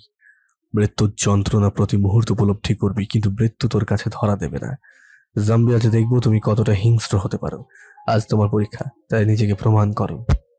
ইয়াদ সবাইকে নিয়ে বের হয়ে আসতে পা বাড়ালে দিশার পেছন থেকে ভীত গলায় বলে, ঈশান রেগে চিৎকার করে বলল, জাস্ট সেট আপ দিশার কবি। কে তোর ছেলে? আমি তোর মতো জানোয়ারকে নিজের বাবা মানতে পারবো না। পারলে এই শরীরের প্রত্যেকটা ঘৃণিত রক্তকণা বের করে দিতাম শরীর থেকে। নিজের শরীরটাকেও ঘেন্না লাগছে আমার। কথাগুলো বলতে বলতে ঈশানের গলা ধরে এলো। ইয়ানা আলতো করে ঈশানের পিঠে হাত রাখলে ঈশান ছিটকে দূরে সরে গেল আর ভাঙা গলায় বলল, তুই আমাকে স্পর্শ করিস না আপু। আমার শরীরটাতে নর্দমার কীটের রক্ত বয়ে যাচ্ছে। তুই আমাকে স্পর্শ করলে তোর হাত নোংরা হয়ে যাবে। ইয়ানা ভাঙা গলায় বলল, আমাদের শরীরেও তো একটা জঘন্য মানুষের রক্ত বইছে রে ঈশান। ঈশান মুচকি হেসে বলল, আপু, তোদের শরীরে একটা জঘন্য মানুষের রক্ত থাকলেও একটা পবিত্র মনের মানুষের রক্তও কিন্তু রয়েছে। তার পবিত্রতায় অপবিত্র রক্তটুকু পবিত্র হয়ে গিয়েছে, কিন্তু আমার শরীরে এক বিন্দুও পবিত্র রক্ত নেই রে আপু। ঈশান চোখ ভরা ঘৃণা নিয়ে একবার পেছনে ঘুরে তাকালো নিজের মানুষরূপী নরপিশাচ বাবা মায়ের দিকে। আজ তাদের জন্য এক বিন্দু মায়া বা ভালোবাসা অবশিষ্ট নেই ঈশানের মনে। ঈশান এক মুহূর্ত না দাঁড়িয়ে বড় বড় কদম ফেলে বাইরে বের হয়ে গেল। ইয়াদ আর ইয়ানা একবার ঘুরে তাকালো তাদের মা নামক মানুষটার দিকে, যাকে মা ডাকলে মা জাতির অপমান করা হবে। মা শব্দ পৃথিবীর সবচেয়ে মধুর আর শান্তির শব্দ, কিন্তু এই একজন মানুষ সেটাকে নোংরা করে ফেলেছে। ইয়াদ আর ইয়ানাও ঘৃণায় চোখ সরিয়ে নিল।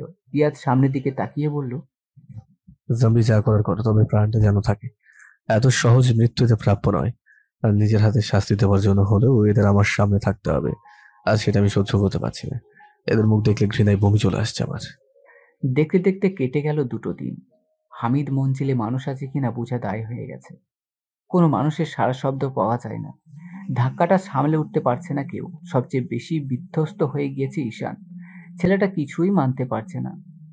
সে 2 খুনির সন্তান, তার শরীরে শুধু খুনির রক্ত। এত হাসি খুশি ছেলেটা একদম চুপ হয়ে গেছে। দেখে মনে হয় হাসি কি জিনিস সে জানেই না। সেদিন ফিরে এসেছে, রুমে ঢুকেছে আর বের হয়নি। কারো মনের অবস্থাই ভালো নয় যে ঈশানের দিকে নজর দেবে। সবাই যার যার আঘাত সামলে উঠতে ব্যস্ত। ইমা বাবা মায়ের ছবি বুকে নিয়ে প্রতিনিয়ত চোখের পানি ফেলে যায়। তার বাবার তো কোনো অন্যায় ছিল না, তাহলে কেন এভাবে তাদের জীবনটা এলোমেলো হয়ে গেল? ইয়ানাও নিজের রুমেই কাটায় সারাদিন, আর মন চাইলে ছাদে গিয়ে আকাশের দিকে তাকিয়ে নিঃশব্দে চোখের পানি বিসর্জন দেয়। ইয়াদ ঠিকমতো অফিস যায়, তবে কাজে কতটা মনোযোগ দিতে পারে সেটা সে নিজেও বুঝতে পারে না। অফিসের লাঞ্চ টাইমে বের হয়ে সেই গোডাউনের উদ্দেশ্যে রওনা হলো ইয়াদ। দুদিনে আর কোনো খোঁজ নেয়নি ওই দিকটার। রুবিনা যেমনই হোক ইয়াদের মা, ইয়াদের পক্ষে সম্ভব নয় তাকে নিজের হাতে শাস্তি দেওয়া। তবে রুবিনার সবচেয়ে বড় শাস্তি ছিল দিশারের ধোঁকা, আর সেই শাস্তি ইয়াদ নিজের হাতেই দিয়েছে। ইয়াদ নিজের সাথে যুদ্ধ করে পেরে উঠছে না, পারছে না গার্ডদের বলতে যেন তার মাকে মেরে ফেলে। গোডাউনে এসে ভেতরে ঢুকে দিশারকে হাত পা বাঁধা রক্তাক্ত অবস্থায় দেখতে পেল, রুবিনার চেয়ার ফাঁকা দেখতে পেল। ইয়াদ রেগে সবাইকে ডাকতে লাগলো, আর সাথে সাথে সবাই উপস্থিত হয়ে গেল। ইয়াদ রেগে বলল, মিসেস রুবিনা কোথায়?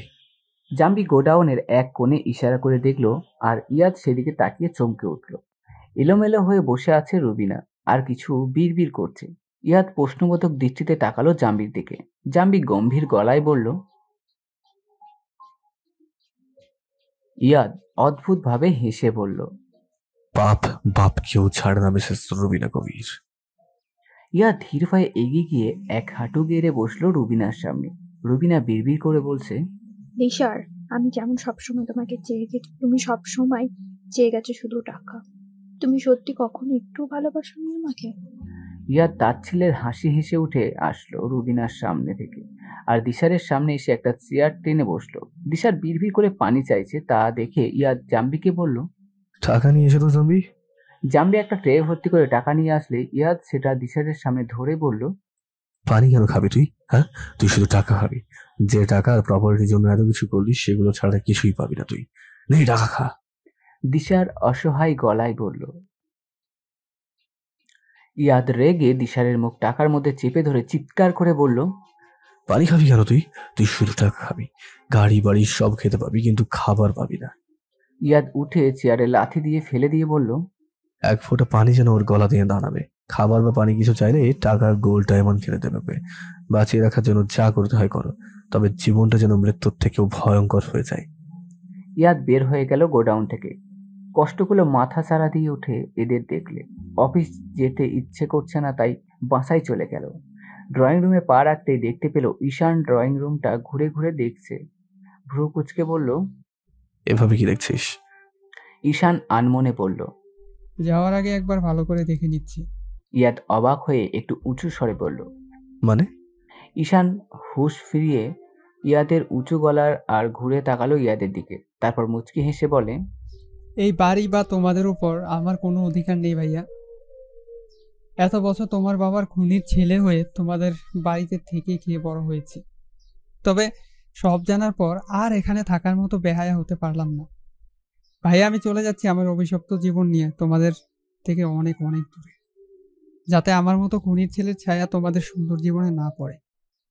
পারলে মাফ করে দিও আমার সব ভুল। কথাগুলো বলতে গলা কাঁপছিল ঈশানের। কষ্টে বুক ফেটে যাচ্ছিল। মনে হচ্ছিল কেউ তার বুকের উপর 1000 টন ওজন চাপিয়ে দিয়ে রেখেছে। ঈশান ইয়াদের থেকে চোখ সরিয়ে আড়ালে চোখের পানি মুছে নিল। ইয়াদ চোয়াল শক্ত করে দাঁড়িয়ে আছে। এর মধ্যে ইয়ানা আর ইমাও নিচে নেমে গেল। ড্রয়িং রুমে ঈশান আর ইয়াদকে দেখে একে অপরের দিকে তাকালো ইয়ানা আর ইমা। ইয়ানা ঈশানের দিকে একবার তাকিয়ে ইয়াদের দিকে তাকালো। কি হচ্ছে ভাইয়া? ইয়াদ থম মেরে দাঁড়িয়ে আছে, একটা টু শব্দও করছে না। এতে ঈশানের মনে হলো ইয়াদও চাইছে সে চলে যাক। ঈশান চলে যাওয়ার সিদ্ধান্ত নিয়েছে, কিন্তু ইয়াদের নীরবতা ঈশানকে কষ্ট দিচ্ছে। পরক্ষণে নিজের মনের কথা চিন্তা করে তাচ্ছিলের হাসি দিল ঈশান। ইয়াদের তো এটাই চাওয়া স্বাভাবিক। ঈশান আবার চোখের পানি মুছে নিল আর ইয়ানার সামনে গিয়ে দাঁড়ালো। ভালো থাকিস আপু। আর হ্যাঁ, তোদের খুব ভালোবাসি আমি, খুব। পারলে মাফ করে দিস আমাকে। ইয়ানা অবাক হয়ে বলল, কি করেছিস তুই যে তোকে মাফ করব? ইয়ানার প্রশ্নের উত্তরে ঈশান শুধু অসহায় মুখে হাসল, যার মানে ইয়ানা বুঝতে পারল না। সে চোখ ভরা পানি নিয়ে ঈশানের দিকে তাকিয়ে আছে। ঈশান ধীর পায়ে ইমার সামনে দাঁড়ালো। ভালো থেকো ভাবি, আর আমার ভাই আর আপুকেও ভালো রেখো। তোমাদের অনেক জ্বালিয়েছি, তার জন্য মাফ চেয়ে নিচ্ছি। ঈশান এতটুকু কথা শেষ করে ইয়াদের দিকে তাকালো। ইয়াদ তখন গম্ভীরভাবে সামনে দৃষ্টি রেখে দাঁড়িয়ে আছে। ঈশান আবার ইমার দিকে তাকিয়ে বলল, আমার ভাইয়ার বাইরটা যেমন শক্ত, ভেতরটা তার থেকেও কয়েক গুণ বেশি নরম। সারা জীবন শুধু কষ্টই পেয়ে গেছে। পারলে এখন একটু সুখ তার হাতের মুঠোয় এনে দিও। ইয়ানা আর ইমা কিছুই বুঝতে পারছে না ঈশান এসব কেন বলছে, তাই হাঁ করে তাকিয়ে আছে শুধু। ঈশান ইমার সামনে থেকে এসে সোফার কাছে রাখা নিজের লাগেজটা হাতে নিতে ইয়ানা আর ইমা আরো অবাক হয়ে গেল। ইয়ানা ব্যস্ত গলায় বলল, তুই এত বড় লাগেজ নিয়ে কোথায় যাচ্ছিস এই অবেলায়? ঈশান নিজের প্রতি তাচ্ছিল্যের হাসি দিয়ে বলল, ফুটপাত, যেটা আমার আসল ঠিকানা, আসছি। ঈশান মেইন ডোরের কাছে যেতেই ইয়াদ গম্ভীর গলায় বলে উঠল, দাঁড়া। ঈশানের পা থেমে গেল, তবে পেছনে ঘুরে তাকালো না, কারণ তার চোখের পানি সে কাউকে দেখাতে চায় না। ইয়াদ নিজের জায়গায় স্থির থেকে বলল, কার অনুমতিতে বাড়ির বাইরে পা রাখার সাহস দেখাচ্ছিস তুই? ঈশান নিজের চোখ মুছে ইয়াদের দিকে তাকিয়ে বলল, মানে? ইয়াদ কড়া গলায় বলল, ভাইয়াও বলছিস, আবার আমাদের ওপর কোনো অধিকারও নেই বলছিস? ঈশান কিছু বুঝতে না পেরে বোকার মতো ইয়াদের মুখের দিকে তাকিয়ে আছে। ইয়াদ ঈশানের দিকে তাকিয়ে কড়া গলায় বলল, আমার অনুমতি ছাড়া বাড়ির বাইরে পা রাখার কথা চিন্তা করেছিস কোন সাহসে? জীবনের 22 বছর নকল ইয়াসির হামিদের ছেলে হয়ে থাকলেও সত্যিকার ভাই ছিলি আবরার হামিদ ইয়াদের। তাই বাবাকে ছেলে ভুলেছে, বাকি জীবন আসল ইয়াসির হামিদের ছেলে আর আবরার হামিদ ইয়াদের ভাই হিসেবেই বাড়িতেই কাটাবি তুই। ঈশান অসহায় গলায় বলল। কিন্তু ভাইয়া। ইয়াদ নিচের রুমের দিকে পা বাড়িয়ে বলল, এক কথা বারবার বলা আর আমার কথার উপর অন্য কারো কথা বলা একদমই পছন্দ করি না আমি। চুপচাপ নিজের রুমে যাই, এখানে আর কোনো আলোচনা চাই না আমি। ইমা ঈশানের দিকে তাকিয়ে মুচকি হেসে রুমে যাওয়া ইশারা করে ইয়াদের পিছু পিছু নিজের রুমের দিকে হাঁটা ধরল। ইয়ানা ঈশানের দিকে এগিয়ে গিয়ে ঠাস করে মাথার পিছনে একটা থাপ্পড় মারল। ঈশান মৃদু চিৎকার করে মাথার পিছনে হাত বোলাতে লাগলো। এটা কি করলি আপু? ইয়ানা ঈশানের কান টেনে ধরে বলল, কেন, কি করেছি দেখতে পাসনি? আরেকবার দিয়ে দেখাবো নাকি? ঈশান অসহায় গলায় বলল, তুই আমার মাথায় থাপ্পড় মেরে মেরে ব্রেনের 12টা বাজিয়ে দিয়েছিস। ইয়ানা ঈশানের কান ছেড়ে বলল, ঠিক বলেছিস, আমার থাপ্পড় খেয়ে তোর মাথার মগজগুলো জৈব সারে পরিণত হয়েছে, তাই এমন ফালতু কাজ করতে যাচ্ছিলি। যা, চুপচাপ রুমে গিয়ে ঘুমা, এতে যদি তোর জৈব সার থেকে একটু মগজ তৈরি হয়। ইয়ানা ঈশানের দিকে শাসানো ভঙ্গিতে তাকিয়ে ছাদের দিকে পা বাড়ালো। বিকেল হয়ে গেছে, এই সময়টা ছাদে কাটাতে ভালো লাগে ইয়ানার। ঈশান ভরা চোখে তাকিয়ে রইল সেদিকে। এত ভালো মানুষগুলোর সাথে এতটা খারাপ কি করে হতে পারে ভেবে পায় না ঈশান। চোখ মুছে লাগেজ নিয়ে রুমে ফিরে গেল। ইয়াদের আদেশ উপেক্ষা করার সাধ্য ঈশানের নেই। ইমা রুমে এসে দেখে ইয়াদ সোফায় হেলান দিয়ে চোখ বন্ধ করে বসে আছে। ইমা ধীর গলায় বলল, আপনার কি খারাপ লাগছে? এত তাড়াতাড়ি চলে এলেন যে? ইয়াদ চোখ খুলে শান্ত দৃষ্টি নিক্ষেপ করলো ইমার দিকে আর বলল, কেন, তোমার অসুবিধা হচ্ছে আমি তাড়াতাড়ি চলে আসাতে? ইমা ব্যস্ত গলায় বলল, এ মা, তা কেন হবে? আসলে কখনো আসেন না তো, তাই জিজ্ঞেস করছিলাম আর কি। ইয়াদ আবার চোখ বন্ধ করে বলল, মাথাটা ধরেছে, কড়া 1 কাপ কফি নিয়ে এসো। ঠিক আছে, আপনি ফ্রেশ হয়ে আসুন, আমি এখনই কফি এনে দিচ্ছি। ইমা রুম থেকে বের হয়ে গেল। ইয়াদ দীর্ঘশ্বাস ছেড়ে ফ্রেশ হওয়ার জন্য ওয়াশরুমে চলে গেল। ইমা রুম থেকে বের হয়ে বিড়বিড় করে বলল, এই লোক জীবনে ভালো করে কথা বলতে শিখবে না, এর মুখে ভালো কথাও নিম পাতার জুস মনে হয়। এই লোক জীবনে ভালো করে কথা বলতে শিখবে না, এর মুখে ভালো কথাও নিম পাতার জুস মনে হয়। ইয়াদ ফ্রেশ হয়ে একটা ধূসর রঙের টি শার্ট, কালো ট্রাউজার আর পায়ে কালো স্লিপার পরে মিনি ছাদে গিয়ে চেয়ারটাতে বসলো। পরন্ত বিকেলে রক্তিম আলো চারপাশটা সুন্দর করে তুলেছে। পরিবেশটা যে কারো মন ভালো করতে সক্ষম, তবে ইয়াদের মন কতটা ভালো করতে পারলো সেটা বোঝা গেল না। সে চুপচাপ বসে রইল বাড়ির পিছনের বাগানের দিকে তাকিয়ে। নিজের জীবনের প্রতি বিতৃষ্ণা এসে গেছে ইয়াদের। জীবনের দিকে তাকালে মনে হয় কিছু ছাই পড়ে আছে, সব দাও দাও করে পুড়ে যাওয়ার পর। না কোনো রং আছে আর না আছে এক চিলতে হাসি। আপনার কফি। ইমার কথাই ইয়াদের বাস্তবে পদার্পণ হলো চিন্তার জগৎ থেকে। ইমার হাতে 1 কাপ কফি দেখে বলল, 1 কাপ কেন, তুমি খাবে না? ইমা ফট করে বলে ফেলল, আপনি শেয়ার করলে অবশ্যই খাবো। কথাটা শুনে ইয়াদ ভ্রু কুচকে তাকালো আর ইমা দাঁতে জিহবা কাটলো আর আমতা আমতা করে বলল, আমি আপনার মতো তেতো কফি খেতে পারি না। ইয়াদ ইমার হাত থেকে কফিটা নিয়ে এক চুমুক দিয়ে বলল, তোমারটা আলাদা করে বানাতে। ইচ্ছে করছিল না, তাই আর বানাইনি। ইয়াদ আর কিছু বলল না, চুপচাপ কফি খেতে লাগলো সামনের দিকে তাকিয়ে। ইমা তাকিয়ে আছে ইয়াদের দিকে।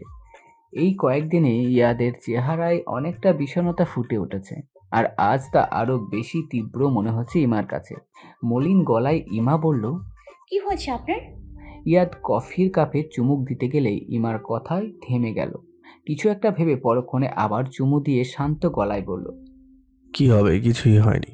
ইমা অসহায় গলায় বলল, আচ্ছা, এখনো কি আপনি আমাকে একটু বিশ্বাস করতে পারেননি? একটু বিশ্বাসও অর্জন করতে পারিনি আমি? ইয়াদ কফির দিকে তাকিয়ে পুরোটা শেষ না করে সামনের টেবিলটাতে রেখে দিল। কি উত্তর দেবে ইমার প্রশ্নে? কিছু না বলে চুপচাপ সামনের দিকে তাকিয়ে রইল ইয়াদ। ইমা ঠোঁট কামড়ে কান্না আটকে বলল, জানেন না, ভালোবাসা জিনিসটা কারোর কাছে পরশ পাথর থেকেও মূল্যবান। একবার পেয়ে গেলে অতি যত্নে লুকিয়ে রাখে মনের গহীনে, যাতে হারিয়ে না যায়। আবার সেই ভালোবাসাই কারোর কাছে পথের ধুলোর থেকেও মূল্যহীন, অবহেলা করে পায়ে মারিয়ে চলে যায়। তবে সময়ের ব্যবধানে পথের ধুলো ভেবে অবহেলা করা ভালোবাসাটাই পাওয়ার জন্য মরিয়া হয়ে ওঠে মানুষ। যা একবার হারিয়ে গেলে সেটা কি আর এত সহজে পাওয়া যায়? কথাটা বলে ইমার আটকে রাখা চোখের পানিটা লাগামহীনভাবে গড়িয়ে গেল। ইমা চোখের পানি আড়াল করার জন্য ইয়াদের সামনে থেকে চলে আসতে গেলে ডান হাতে টান পড়লে দাঁড়িয়ে পড়ে। না দেখেই বলতে পারে ইয়াদ তার হাত ধরে রেখেছে শক্ত করে। ইমা ঘুরে তাকালো না, সেভাবেই দাঁড়িয়ে রইল। ইয়াদও ইমার হাত না ছেড়ে সেভাবেই ধরে রইল। ইমা, পরশ পাথরের থেকেও মূল্যবান জিনিসটা কখনো আমার ভাগ্যে মেলেনি, তাই লুকিয়ে রাখার প্রশ্নও আসে না। আর যেটা কখনো পাইনি সেটা অবহেলা করে পথে ধুলো ভেবে পায়ে মারিয়ে যাব কিভাবে, সেটাও একটু বলে যাও। কথাটা বলার সময় ইয়াদের কণ্ঠে লুকিয়েছিল হাজারটা যন্ত্রণা আর হাহাকার। হয়তো ইমা বুঝতে পারলো ইয়াদের মনের হাহাকার। টলমলে চোখে ঘুরে তাকালো ইয়াদের দিকে, আর ইয়াদও তাকালো ইমার দিকে। ইয়াদের চোখ দুটো অলরেডি লাল টকটকে হয়ে গেছে, তবে আজ সেটা রাগের জন্য নয়, বরং চাপা কষ্টগুলো চোখে ফুটে উঠেছে। ইমা ইয়াদের ধরা হাতের দিকে তাকিয়ে নিচু গলায় বলল, সত্যি কি পাননি, নাকি পেয়েছেন কিনা তা খোঁজেই রাখেননি কখনো? ইয়াদের কি হলো সে নিজেও বুঝতে পারল না, তবে ইমার কথাতে কিছু তো ছিল যা ইয়াদকে বাধ্য করলো নিজের খোলস থেকে বের হয়ে আসতে। ইয়াদ একটানে ইমাকে কাছে টেনে নিল। ইমা একদম ইয়াদের সামনে গিয়ে দাঁড়ালো, ইয়াদের টান সামলাতে না পেরে। ইয়াদ ইমার চোখে চোখ রাখলো। ইমা দাঁড়িয়ে আছে আর ইয়াদ চেয়ারে বসে আছে। চেয়ারটা নিচু হওয়ায় ইয়াদের মাথাটা ইমার পেট বরাবর। ইয়াদ আচমকা ইমাকে জড়িয়ে ধরে পেটে মুখ গুজে দিল। ইমার সারা শরীর কাঁপুনি দিয়ে উঠল ইয়াদের পর্শে। কথা বলা আর নাড়াচড়া দুটোই বন্ধ হয়ে গেছে ইমার। কিছুটা সময় ওভাবে পার করার পর ইমার মনে হলো তার পেটের দিকটা শাড়ি ভিজে উঠছে গরম তরলে। তবে কি ইয়াদ কাঁদছে? ইমা নিজের কাপা হাতটা ইয়াদের মাথায় রাখতেই ইয়াদ আরো কষ্ট করে আঁকড়ে ধরল ইমাকে। ইমা কাঁপা গলায় বলল, আপনি কাঁদছেন? ইয়াদ কান্না ভেজা গলায় উত্তর দিল, 12 বছর ধরে নিজের অনুভূতিগুলো লোহার খাঁচায় বন্দি রাখতে রাখতে আমি ক্লান্ত হয়ে গেছি মা। জীবনের উপর এখন বিতৃষ্ণা এসে গেছে আমার, আর পারছি না আমি। সেদিন ইয়াদ নেশার ঘরে কান্না করেছিল, আর আজ সজ্ঞানে। ইমার মনে হচ্ছে ইয়াদের সেদিনের কান্নার থেকেও আজকের নিঃশব্দের কান্না আরো বেশি জ্বালিয়ে পুড়িয়ে ছারখার করে দিচ্ছে ইমার ভেতরটাকে। সহ্য হচ্ছে না ইয়াদের চোখের জল। ইয়াদ হঠাৎ ইমাকে ছেড়ে এক টানে নিজের কোলের উপর বসিয়ে দিল। ইয়াদের প্রত্যেকটা কাছে ইমা একের পর এক অবাক হয়ে যাচ্ছে আজ। ইয়াদ ইমার দুগালে হাত রেখে বলল, ভালোবাসো এই অনুভূতিহীন মানুষটাকে। ইমা ইয়াদের চোখে চোখ রেখে মাথা নাড়িয়ে সম্মতি জানালো। চোখ থেকে টপ টপ পানি পড়ছে। ইমার সাথে ইয়াদের চোখও ভেজা। কখনো ধোকা দেবে না তো? যতদিন এই দেহে নিঃশ্বাস চলবে ততদিন শুধু ভালোবাসাই দেব, অন্য কিছু কল্পনাতেও নেই। ভালোবাসতে পারি না আমি, তাই সেটা শিক্ষক তোমাকেই হতে হবে। তবে একবার শিখিয়ে দিলে তোমার থেকেও বেশি ভালোবেসে দেখাবো। তবে যদি কোনোদিন ধোকা পাই নিঃশ্বাসের মায়া ত্যাগ করবো, তবে তোমাকে কিছু বলবো না। ইমা কিছু না বলে শক্ত করে জড়িয়ে ধরল ইয়াদকে, আর ইয়াদও জড়িয়ে নিল নিজের জীবনের নতুন অধ্যায়কে। দেখতে দেখতে কেটে গেল 3টা মাস। দিশা, রুবিনা আর কামরুলকে পুলিশের হাতে তুলে দিয়েছে ইয়াদ।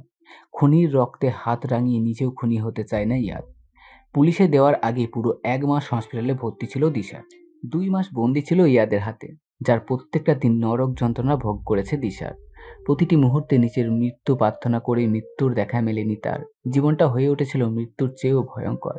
পেটের ক্ষুধায় হিতাহিত জ্ঞানশূন্য হয়ে টাকাও চিবিয়েছে, আর তা দেখে অট্টহাসিতে মেতে উঠেছে ইয়াদ। বাঁচিয়ে রেখেছে ঠিকই, মৃত্যুর থেকেও ভয়ঙ্কর জীবন দিয়ে। 1 মাস হসপিটালে ভর্তি থাকার পর যখন মোটামুটি সুস্থ হয়, আর তখনই সাথে সাথে পুলিশ গ্রেপ্তার করে দিশারকে। কামরুলকে আগেই পুলিশের হাতে দিয়ে দিয়েছিল ইয়াদ। তবে রুবিনার মানসিক অবস্থায় কোনো উন্নতি হয়নি। সারা দেশের মানুষ জেনে গেছে রুবিনা আর দিশারের মুখোশের আড়ালের চেহারাটা। দুজনেরই ফাঁসির আদেশ হয়েছে, আর কামরুলের 12 বছরের সশ্রম কারাদণ্ড। দিশারের ফাঁসির আদেশ খুব তাড়াতাড়ি কার্যকর করা হবে, কিন্তু রুবিনা সুস্থ না হওয়া পর্যন্ত মানসিক হাসপাতালে রাখার আদেশ দিয়েছে উচ্চ আদালত। হামিদ মঞ্জিল অনেকটা কাটিয়ে উঠেছে কালো অতীতের সেই তীব্র যন্ত্রণাগুলোকে। তাদের নতুন জীবনে দিশার বা রুবিনা নামক কারোর জন্য 1 সেকেন্ড সময়ও নেই। ইয়াদ আর ইমার সম্পর্কের অনেকটা উন্নতি হয়েছে, তবে এখনো পুরোপুরি ঠিক হয়নি। বাকি সব স্বামী স্ত্রীর মতো সম্পর্কটা নয়, তবে একে অপরকে পাগলের মতো ভালোবাসতে শুরু করেছে। ফোনের স্ক্রিনে আরমানের একটা ছবি জ্বলজ্বল করছে, আর সেদিকে টলমল চোখে তাকিয়ে আছে ইয়ানা। সবার ভালোবাসা পূর্ণতা পায় না, সেটা আগে অনেক শুনেছে, তবে আজ নিজের সাথে হওয়ার জন্য ইয়ানা বুঝতে পারছে অপূর্ণতার কষ্ট কতটা যন্ত্রণাদায়ক। আরমান হয়তো কোনোদিন জানতেও পারবে না তাকে কেউ পাগলের মতো ভালোবেসেছিল, সবচেয়ে বেশি চেয়েছিল। কখনো আর বলা হবে না তাকে মনের লুকিয়ে রাখা কথাগুলো। কিছু ভালোবাসা হয়তো অপ্রকাশিত থাকাই ভালো। ইয়াদ রাগী গলায় বলল, তুমি এত কি রেডি হচ্ছ? দেখতে আসবে ইয়ানাকে, তোমাকে নয়। তাই তাড়াতাড়ি রেডি হয়ে গিয়ে দেখো ইয়ানার হলো কিনা। ইমা ড্রেসিং টেবিলের সামনে দাঁড়িয়ে হিজাবটা পরছিল, আর ইয়াদ বেডে পায়ের উপর পা তুলে বসে কথাটা বলে উঠলেই ইমা কড়া চোখে তাকালো ইয়াদের দিকে, আর কোমরে হাত দিয়ে বলল, কোথায় সাজতে দেখলেন আমাকে? হিজাবটা না পরলে তো ওনাদের সামনে যেতেও দেবেন না। ইয়াদ বেড থেকে উঠে দাঁড়িয়ে বলল,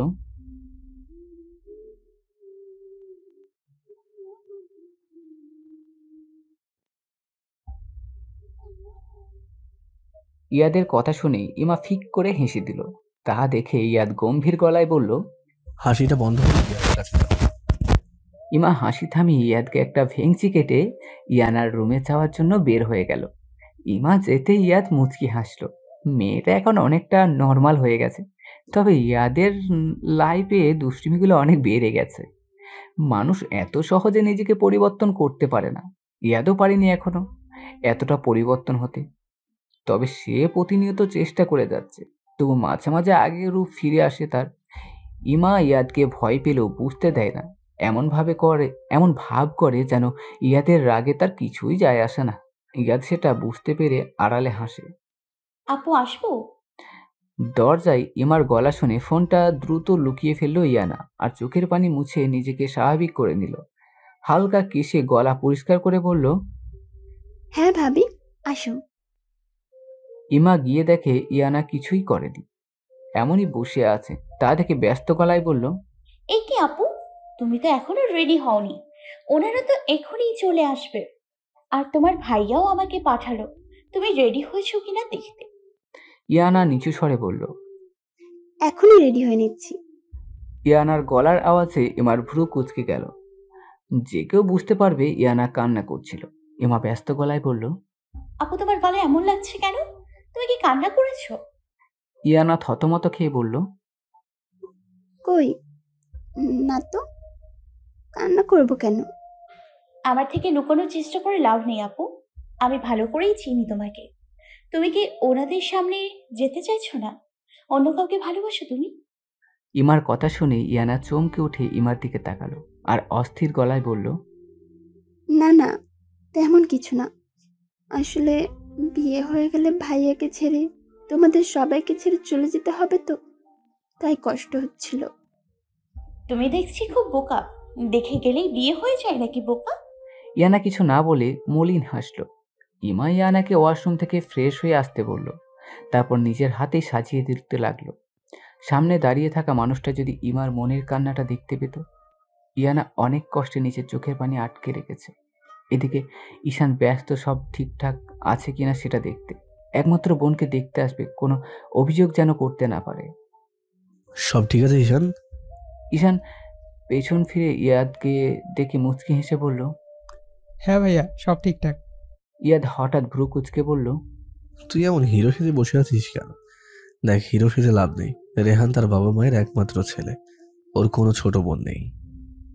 কথাটা বলে ইয়াদ দুষ্টু হাসলো আর ঈশানের মুখটা মলিন হয়ে গেল।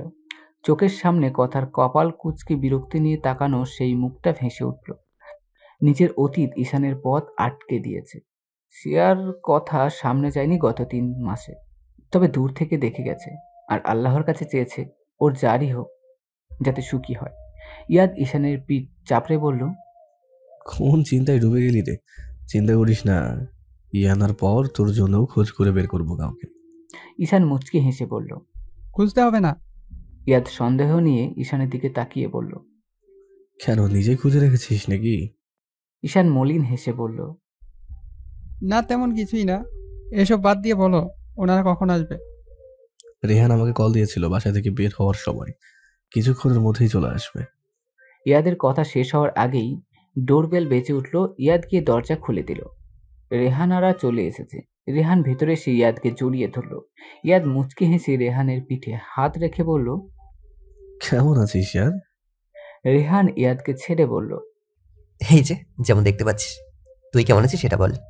ইয়াদ হাসিটা বজায় রেখে বলল, আলহামদুলিল্লাহ, সব দিক থেকে ভালো রেখেছে উপরওয়ালা।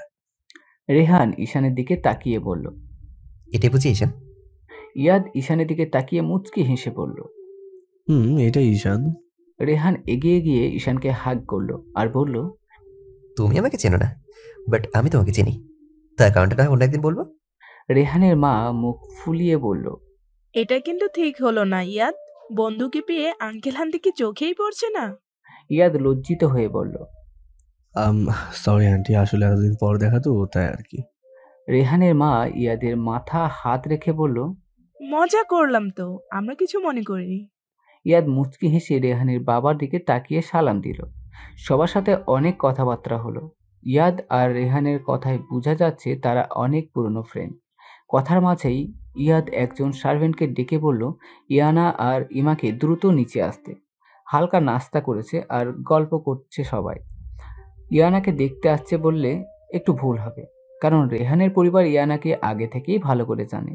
এখানে মূলত বিয়ের ডেট ফিক্স করা হবে। ইমা ইয়ানাকে নিয়ে সবার সামনে আসলে ইয়ানা মিষ্টি করে সালাম দিল ফ্লোরের দিকে তাকিয়ে। ইয়ানাকে নিয়ে একটা সিঙ্গেল সোফায় বসিয়ে দিল ইমা আর নিচে গিয়ে ইয়াদের পাশে বসলো। কিছুটা দূরত্ব রেখে রোহানের মা বলল, ইয়াদ তুমি কিন্তু চিটিং করেছো, চুপচাপ বিয়ে করে নিয়ে, তবে মাফ করে দিলাম বৌমা দেখে।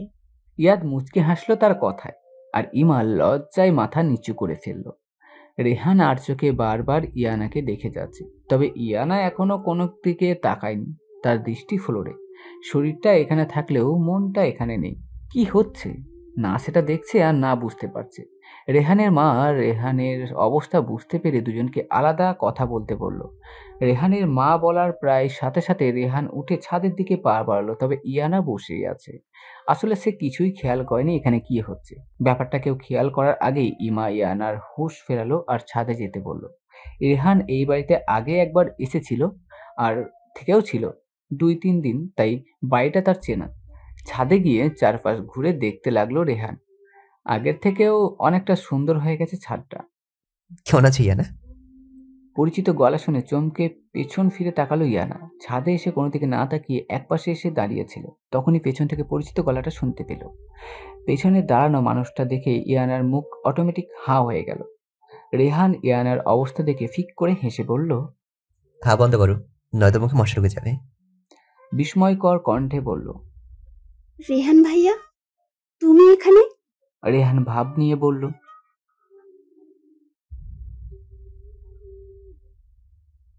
ইয়ানার বিস্ময় এখনো কাটেনি। ইউকেতে পাশাপাশি বাসা ছিল রেহান আর ইয়াদের। এই একটা মানুষের জন্য ইয়ানাও ইয়াদের মতো রোবট পরিণত হয়েছিল। সবসময় ইয়ানাকে হাসি খুশি রাখতো রেহান।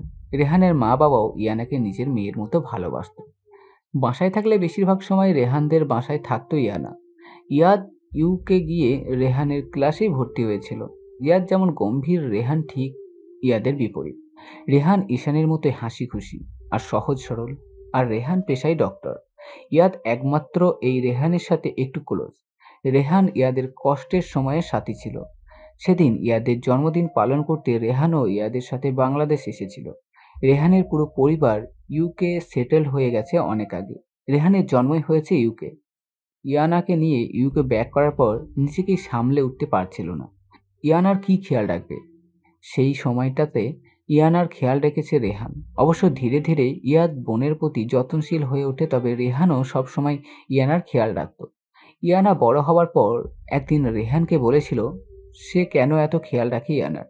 উত্তরে রেহান বলেছিল নিজের বউ নিজের হাতে মানুষ করে নিচ্ছে যাতে পরে কষ্ট করতে না হয়।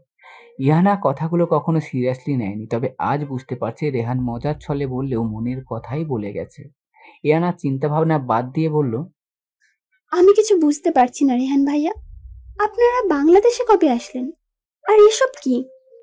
রেহান রেলিং ধরে দাঁড়িয়ে বলল, বাংলাদেশে এসেছি তা প্রায় 1 মাস হতে চলো, একেবারে চলে এসেছি, তাই তো সবকিছু ঠিকঠাক করতে একটু সময় লাগলো। ইয়ানা অবাক হয়ে বলল, একেবারে চলে এসেছো মানে? রেহান ইয়ানার দিকে তাকিয়ে বলল, আসতে হলো তোমার জন্য। ইয়াদ নিজের বোনকে সাথে থাকতে পারবে না, আর আমি ইউকে থাকলে তোমার সাথে বিয়ে দেবে না, তাই আর কি করার, চলে গেলাম। ইয়ানা স্তব্ধ হয়ে গেছে রেহানের কথা শুনে। শুধু তার জন্য সব ছেড়ে এখানে চলে এসেছে। সেখানে রেহানের কত ভালো একটা ক্যারিয়ার ছিল। এই মুহূর্তে ইয়ানার মাথা থেকে আরমান নামটা পুরোপুরি বের হয়ে গেছে। তার মাথায় হাজারটা প্রশ্ন তৈরি হয়েছে রেহানকে নিয়ে। ইয়ানা বোকার মতো বলল, আমি এখনো কিছু বুঝতে পারছি না, আপনি আমার। রেহান ইয়ানাকে ইশারায় চুপ করতে বলল আর নিজে মুচকি হেসে বলল, তোমার সব প্রশ্নের উত্তর একটাই, ভালোবাসি তোমাকে। দিন বা মাস ধরে নয়, তোমাকে ভালোবাসি অনেকগুলো বছর ধরে। ইয়াদের কাছে নিজেকে যোগ্য প্রমাণ করার জন্যই কোনো দিকে না থাকি কেরিয়ার ফোকাস করতে গেছি পুরো দামে। নিজেকে প্রমাণ করার পরই নিজের প্রাপ্যটা বুঝে নিতে এসছি। ইয়ানা গোল গোল চোখে তাকিয়ে আছে। ইয়ানার প্রায় মনে হতো রেহান তাকে ভালোবাসে, কিন্তু পরক্ষণেই আবার মনে হতো সে মজা করছে। রেহানের আচরণে বোঝা যেত না সে কোনো বিষয় সিরিয়াস আর কোন বিষয়ে উদাসীন।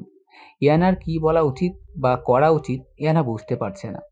রেহান বুঝতে পারল ইয়ানার মনের অবস্থা, আর তাই বলল, আজ বাবা মা বিয়ে ডেট ফিক্স করতে এসেছিল। ইয়ানা চমকে তাকালো রেহানের দিকে। মুখ দিয়ে কথা বের হচ্ছে না। রেহান মুচকি হেসে বলল, ভয় নেই, আমি তোমায় সময় দিয়ে যাচ্ছি, তবে উত্তরটা যেন হ্যাঁ হয় সেটা খেয়াল রেখো। রেহান চলে যেতে গিয়ে আবার থেমে গেল আর ইয়ানার কানের কাছে ফিসফিস করে বলল, আজ তোমাকে ঠিক তেমনটাই দেখাচ্ছে যেমনটা সবসময় আমি তোমাকে নিজের মনে সাজাতাম। রেহানের ফিসফিস গলায় আওয়াজ ইয়ানার কানে লাগতেই সারা শরীর কেঁপে উঠল অজানা কারণে। রেহান নিচে চলে গেল আর ইয়ানা ছাদের ফ্লোরে বসে পড়ল। কি করবে সে এখন? একটা মানুষ তাকে এত বছর আগলে রেখেছিল, এতগুলো বছর ধরে ভালোবেসে গেছে নিঃস্বার্থভাবে, তাকে কিভাবে ফিরিয়ে দেবে ইয়ানা? আর অন্যদিকে তার মনে অন্য কারো বসবাস। ইয়ানার হঠাৎ আতিকের কথা মনে পড়ে গেল। হিসাব মিলিয়ে দেখল আজ থেকে অনেকগুলো বছর আগে যেখানে আতিক দাঁড়িয়েছিল আজ সেই একই জায়গায় দাঁড়িয়ে আছে রেহান। পার্থক্য খুব একটা খুঁজে পেল না।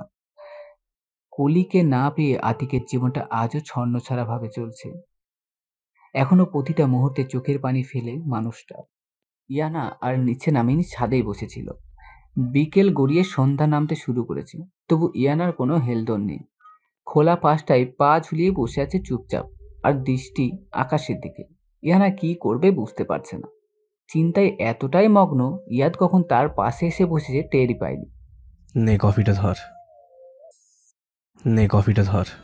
কারো গলার আওয়াজে চমকে উঠে পাশে তাকালো ইয়ানা। ইয়াদের হাতে 2 কাপ কফি, তার মধ্যে 1 কাপ ইয়ানার দিকে এগিয়ে দিয়েছে। ইয়ানা কফির কাপটা নিয়ে বলল, তুমি কখন এলে ভাইয়া?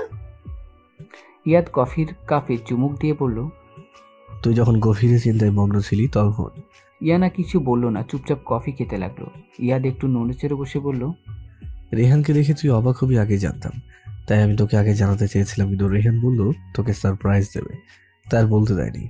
ইয়ার আমি জানি তোর কারোর সাথে কোনো রকম সম্পর্ক নেই, তাই চেয়েছিলাম আজই ডেটটা ফিক্সড করতে, কিন্তু রেহানের কি হলো জানি না, নিচে গিয়ে বললো কিছুদিন পরে করার জন্য। ইয়াদ আর রেহান অনেক ভালো ছেলে। আমি নিজের পর একমাত্র ওর কাছেই তোকে নিরাপদ মনে করতাম, তাই ওর সাথে থাকলে নিশ্চিন্তে থাকতাম। রেহান তোকে অনেক আগে থেকেই ভালোবাসে, আর সেটা প্রথমেই তোকে না বলে আমাকে বলেছিল। আমি ওকে বলেছিলাম আমার বোনের যোগ্য হিসেবে নিজেকে তৈরি করে তবে আমি নিজে তোর হাতে তুলে দেবো। ও নিজে যোগ্যতা প্রমাণ করে তবে এসেছে, তাই এবার আমার কথা রাখার পালা। ও তোকে সত্যি অনেক ভালোবাসে, আর আঙ্কেল আন্টি তোকে কতটা ভালোবাসে সেটা আমার থেকে তুই বেশি ভালো জানিস। জীবনে বাবা মায়ের ভালোবাসা না পাওয়ার আফসোস পূরণ করে দেবে ওই দুইটো মানুষ। আর সব দিক বিবেচনা করে আমি রাজি হয়েছি। তবুও তোর যদি রেহানকে পছন্দ না হয় তাহলে আমাকে জানাস। জীবনটা তোর, তাই আমি কখনোই তোর উপরে কিছু চাপিয়ে দেবো না জোর করে। প্রয়োজনে রেহানের কাছে মাপ চেয়ে নেবো তোর খুশির জন্য। এবার সিদ্ধান্ত তোর। ইয়াদ উঠে চলে গেল, আর ইয়ানা সেখানেই বসে রইল। ভাইয়ের বলা প্রত্যেকটা কথা ভাবতে লাগলো। বৃষ্টি যেন থামার নামই নিচ্ছে না। চারিদিকে মেঘাচ্ছন্ন হয়ে আছে আকাশ। বিরতি দিয়ে দিয়ে বৃষ্টি ঝরে পড়ছে। জানালা ঘেঁষে দাঁড়িয়ে আছে ইমা। বাইরে মুষলধারে বৃষ্টি হচ্ছে। ইয়াদ আজ সাইডে গেছে কনস্ট্রাকশনের কাজ কতদূর এগিয়েছে সেটা নিচে দেখার জন্য। ইমা স্টেশনে আছে। যদি কোনো মতো বৃষ্টিতে ভেজে তাহলে ইয়াদের কি অবস্থা হবে। বিকেলেই ফোনে জানিয়েছিল ফোনের চার্জ শেষ হয়ে গেছে। ফোন অফ পেল যাতে ইমা চিন্তা না করে। তাতে কি আর চিন্তা থেমে থাকে? ইমা ভেবে পাচ্ছে না এই বৃষ্টির দিনেই কেন যেতে হবে সেখানে। আসবো ভাবি? ইমা দরজার দিকে তাকিয়ে বলল, হ্যাঁ আপু আসো। ইয়ানা রুমে ঢুকে বলল, ভাবি তুমি খেয়ে নাও, ভাইয়া আসলে পরে খেয়ে নেবে। ইয়ানা জানে ইমা ইয়াদকে রেখে খাবে না, তবু প্রতিদিন খাওয়ার সময় জিজ্ঞেস করতে আসে। না আপু তোমরা খেয়ে নাও, আমি ওনার সাথে খেয়ে নিব। ইয়ানা আর কিছু না বলে মুচকি হেসে বের হয়ে গেল। ইয়ানার আর কোনো চিন্তা নেই নিজের ভাইয়াকে দিয়ে। তার খেয়াল রাখার মানুষ ইয়ানা নিজেই খুঁজে দিয়েছে। ইয়ানা ডিনার করে রুমে গিয়ে দেখে তার ফোনটা বেজে চলেছে বিরতিহীনভাবে।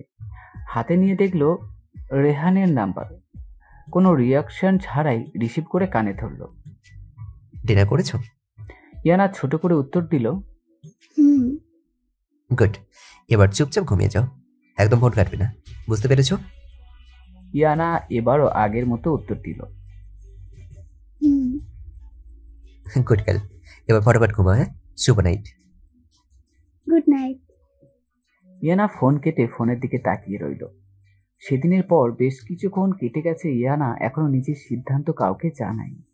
তবে রেহান প্রতিদিন 3 বার ফোন করে, ইয়ানার খোঁজ খবর নেয়, আর ইয়ানা শুধু হুম আর নাতে উত্তর দেয়।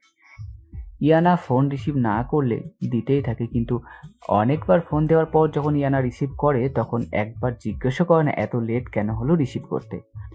আগে রোহানের সাথে যতটা ফ্রি ছিল এখন তার থেকে কয়েকগুণ বেশি আনিজি ফিল করে কথা বলতে। সেদিনের পর রেহান ইয়ানাকে বিয়ে নিয়ে কিছুই বলেনি, আর না কাউকে বলতে দিয়েছে। তবে ইয়ানা এখন আরমানের থেকে হয়তো রেহানকে নিয়ে বেশি চিন্তা ভাবনা করে। ফোনটা পাশে রেখে ধপাস করে শুয়ে পড়ল ইয়ানা। ডান হাতে মাথার ভেজা চুল ঝাড়তে ঝাড়তে বাসার ভেতরে ঢুকলো ইয়াদ। ইমা ডাইনিং টেবিলে বসেছিল গালে হাত দিয়ে। ইয়াদকে দেখে উঠে দ্রুত এগিয়ে এলো ইয়াদের দিকে। ব্যস্ত গলায় বলল, এ কি আপনি ভিজলেন কিভাবে? ইয়াদ দুষ্টুমি করে বলল, বাইরে লেবু জুস পড়ছে আকাশ থেকে, সেগুলো দিয়েই ভিজে গেছি। ইমা এগিয়ে গিয়ে নিজের শাড়ির আঁচল দিয়ে ইয়াদের মাথার চুল মুছিয়ে দিতে দিতে বলল, কি দরকার ছিল এই বৃষ্টির মধ্যে সেখানে যাওয়ার? অন্যদিন গেলে কি হতো? ইয়াদের মুখে কথা নেই, সে ব্যস্ত। কপাল কুঁচকে তার মাথার চুল মুছিয়ে দিতে দিতে শাসন করতে থাকা মেয়েটাকে দেখতে কতটা চিন্তিত তাকে নিয়ে। এটুকুতেই এতটা অস্থির হয়ে গেছে। ইমা বিরক্তি নিয়ে ইয়াদের দিকে তাকিয়ে বলল, কি হলো? আমি কিছু জিজ্ঞেস করছি আপনাকে, এভাবে আমার মুখের দিকে তাকিয়ে আছেন কেন? মনে হচ্ছে নতুন কোনো প্রজেক্টের প্রেজেন্টেশন শো করা হচ্ছে আমার মুখে। ইমা তখনও ইয়াদের চুল মুছতে ব্যস্ত, আর ইয়াদ আমতা আমতা করে বলল, কি জিজ্ঞেস করেছো?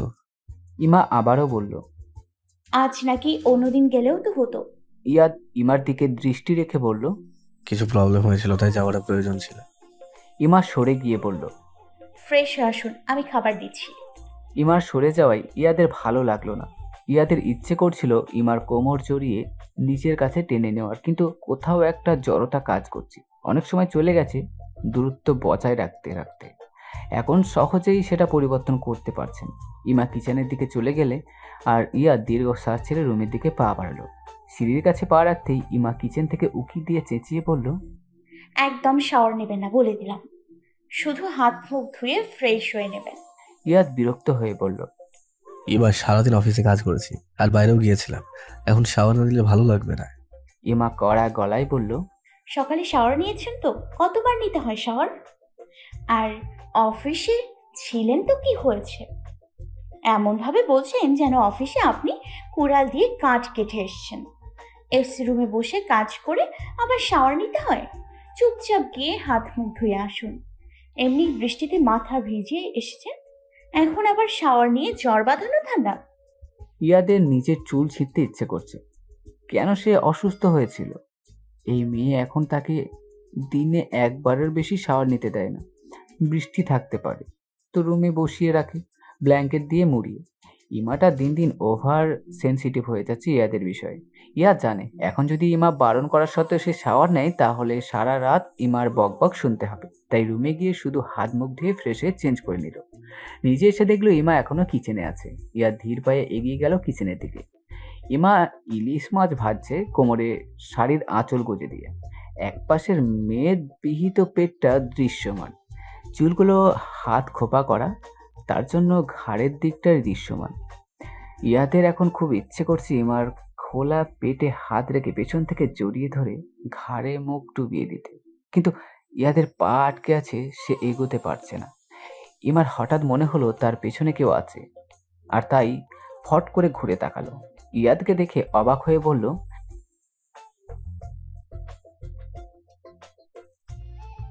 ইয়াদ থতমত খেয়েও নিজেকে সামলে নিল। তুমি এখন মাছ ভাজছো কেন? ইলিশ মাছ গরম গরম ভাজা ভালো লাগে, তাই এখনই ভেজে দিচ্ছি। আগে করে রাখলে খেয়ে তৃপ্তি পেতেন না। ও, তোর কতক্ষণ ওয়েট করতে হবে? পেটে ফুটবল ম্যাচ হচ্ছে কোথায়? ইমা পেছন ঘুরে কোমরে হাত দিয়ে নাক ফুলিয়ে বলল। ইয়াদ ঢোক গিলে বলল, ঠিক আছে তুমি আসো, আমি গিয়ে বসছি। ইয়াদ মানে কেটে পড়ল ইমার সামনে থেকে। আর কিছু শোনার আগেই চেয়ার টেনে বসে পড়ল ইয়াদ। সামনে খাবার সাজানো, ভোনা খিচুড়ি, মাংস কষা, মুরগির মাংসের ঝোল, সালাদ, আর দেখতে দেখতে ইমা ইলিশ মাছ ভাজা নিয়ে এসে টেবিলে রাখলো। প্লেটে খাবার দিয়ে বলল, যেটা ভালো লাগে খান। ইয়াদ কোনটা দিয়ে খাবে বুঝতে পারছে না। বৃষ্টির দিনে খিচুড়ি মানে আলাদা স্বাদ। ইয়াদ খেতে গিয়ে থেমে গেল। কি হলো, না খেয়ে বসে রইলেন কেন? ইয়াদ পাশে বসে থাকা ইমার দিকে তাকিয়ে আমতা আমতা করে বলল, তুমি খেয়েছো কিছু? ইমা মুচকি হেসে বলল, খেয়ে নিব আপনার পরে, আপনি আগে খান তো। ইয়াদ এখনো সহজভাবে কথাটা জিজ্ঞেস করতে পারে না, তবে আজ ইয়াদের অন্য কিছু ইচ্ছে করছে, কিন্তু কিভাবে বলবে ভেবে পাচ্ছে না। আমতা আমতা করে বলল, পরে না, আজ তুমি আমার সাথে খেয়ে নাও। ইমা বেশ অবাক হলো ইয়াদের কথা শুনে, সাথে খুশিও। নিজের অনুভূতি আড়াল করে বলল, আপনি খেয়ে নিন চুপচাপ। ইয়াদ কথা না বাড়িয়ে এক চামচ খাবার ইমার সামনে ধরল। ইমার বিস্ময়ে চোখ বেরিয়ে আসার উপক্রম। ইয়াদ তাকে নিজের হাতে তুলে খাইয়ে দিতে চাইছে। ইমা নিজের হাতে নিচেই একটা চিমটি কাটে। না, স্বপ্ন না, সে ঠিকই দেখছে। কি হলো, হানা করে ড্যাব ড্যাব করে তাকাচ্ছ কেন এইভাবে? না মানে আমি কি স্বপ্ন দেখছি নাকি সেটা চিন্তা করছি আর কি। বাজে না বকে হাঁ করো চুপচাপ। ইমা কথা না বাড়িয়ে খাবারটা মুখে নিল। ইয়াদ নিজেও খেতে লাগলো আর ইমাকেও খাওয়াতে লাগলো। তবে ইমা পুরোটা সময় ড্যাব ড্যাব করে তাকিয়েছিল ইয়াদের দিকে। এতে ইয়াদের অস্বস্তি হলেও ইমাকে বুঝতে দেয়নি। আচ্ছা, আপনি এর আগে কখনো কাউকে খাইয়ে দিয়েছেন? ইয়াদ একটু চমকালো ইমার প্রশ্নে। তবে সেটা ইমা বুঝতে পারার আগেই উত্তর দিল, হ্যাঁ। ইয়াদের মুখে হ্যাঁ শুনে ইমার খাবার গলায় আটকে হেঁচকে উঠে গেল। ইয়াদ ব্যস্ত হয়ে ইমাকে পানি খাইয়ে দিয়ে মাথার আর পিঠে হাত বুলিয়ে দিতে লাগলো। ধমক দিয়ে বলল, সাবধানে খেতে পারো না একটু? এখন ঠিক লাগছে? ইমার মুখ মলিন হয়ে আছে ইয়াদের হ্যাঁ শুনে। ইয়াদের কথার উত্তর দিচ্ছে না। ইয়াদ তা খেয়াল করে মনে মনে হাসলো। ইয়াদ ইমাকে পানি খাওয়াতে খাওয়াতে বলল, ইয়ানা অনেক সময় আমার উপর রাগ করে না খেয়ে বসে থাকতো, তখন ও রাগ ভাগিয়ে নিজের হাতে খাইয়ে দিতাম। ইমা বড় বড় চোখে তাকালো ইয়াদের দিকে। তা দেখে ইয়াদ মুচকি হেসে উঠে চলে গেল। ইমা মুচকি হাসলো ইয়াদের দিকে তাকিয়ে। নিজের মাথার একটা চাটি মেরে টেবিলে গুছাতে লাগলো। সে কি কি ভেবেছিল। ইমার বিশ্বাসই হচ্ছে না আজ ইয়াদ তাকে নিজের হাতে খাইয়ে দিয়েছে। ইমা সব গুছিয়ে রুমে চলে গেল খুশি মনে। ইয়াদ বেডে বসে ল্যাপটপে কিছু একটা করছে মনোযোগ দিয়ে। সারাদিন অফিসে কি করেন? বাসায় এসেও কাজ করতে হয়? অফিসে বসে হট হট নায়িকাদের আইটেম সং দেখি, তাই বাসায় এসে কাজ করতে হয়। ইয়াদের কথা শুনে ইমা রাগে ফুসফুস করতে লাগলো। দুম করে ড্রেসিং টেবিলের সামনে বসে চুল আঁচড়াতে লাগলো। ইমার রাগে চুল আঁচড়ানোর বদলে টেনে টেনে ছিঁড়ছে। চুলের উপর রাগ না ঝেড়ে যার উপরে রাগ উঠেছে তার উপরে ঝাল দিতে পারো। শুধু শুধু নিরীহ চুলের উপর কেন অত্যাচার করছো? ইমা রাগে ফুসফুস করতে করতে বলল, আমার চুলের সাথে আমার যা ইচ্ছে তাই করব, তাতে আপনার কি? হ্যাঁ, ইয়াদ হাসি মুখে বলল, আমার অনেক কিছুই, সেটা তুমি বুঝতে পারলে চুলগুলোর উপর অত্যাচার না করে যত্নে রাখতে। ইমা ভ্রু কুচকে তাকালো ইয়াদের দিকে। ইয়াদ ঠোঁটের কোণে মুচকি হাসি ঝুলিয়ে রেখে তার দিকে তাকিয়ে আছে। ইমা রেগে বলল, আমার দিকে তাকিয়ে আছেন কেন? অফিসে গিয়ে হঠাৎ মেয়ের দিকে তাকিয়ে থাকুন।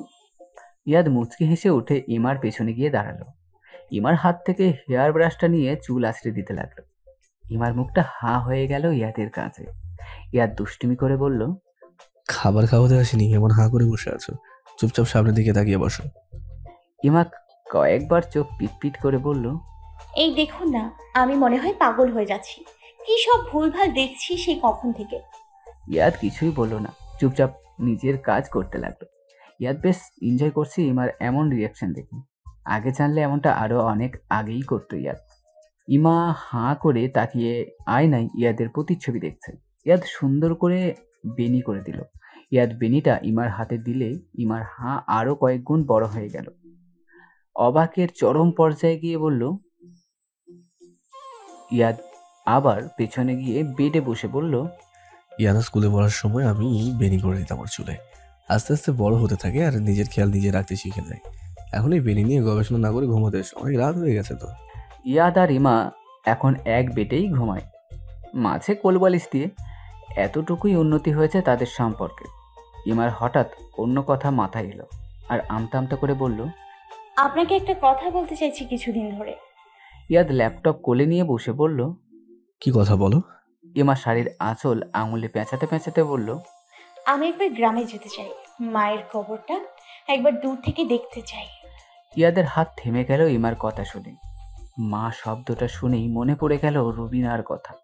দুদিন আগেই দিশারের ফাঁসি কার্যকর করা হয়েছে।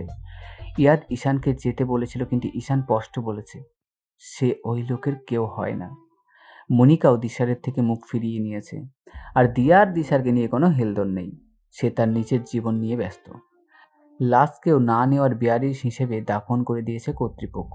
দিশারের খবর জানার সময় রুবিনার খবরও জেনেছে। রুবিনার অবস্থা আগের থেকে একটু ভালো। পুরোপুরি সুস্থ হয়ে গেলে তারও ফাঁসি কার্যকর করা হবে খুব তাড়াতাড়ি। ভাবতেই বুক ছেড়ে দীর্ঘশ্বাস বেরিয়ে এলো ইয়াদের। কি হলো? কি এত ভেবে যাচ্ছেন? যেতে দেবেন একটু?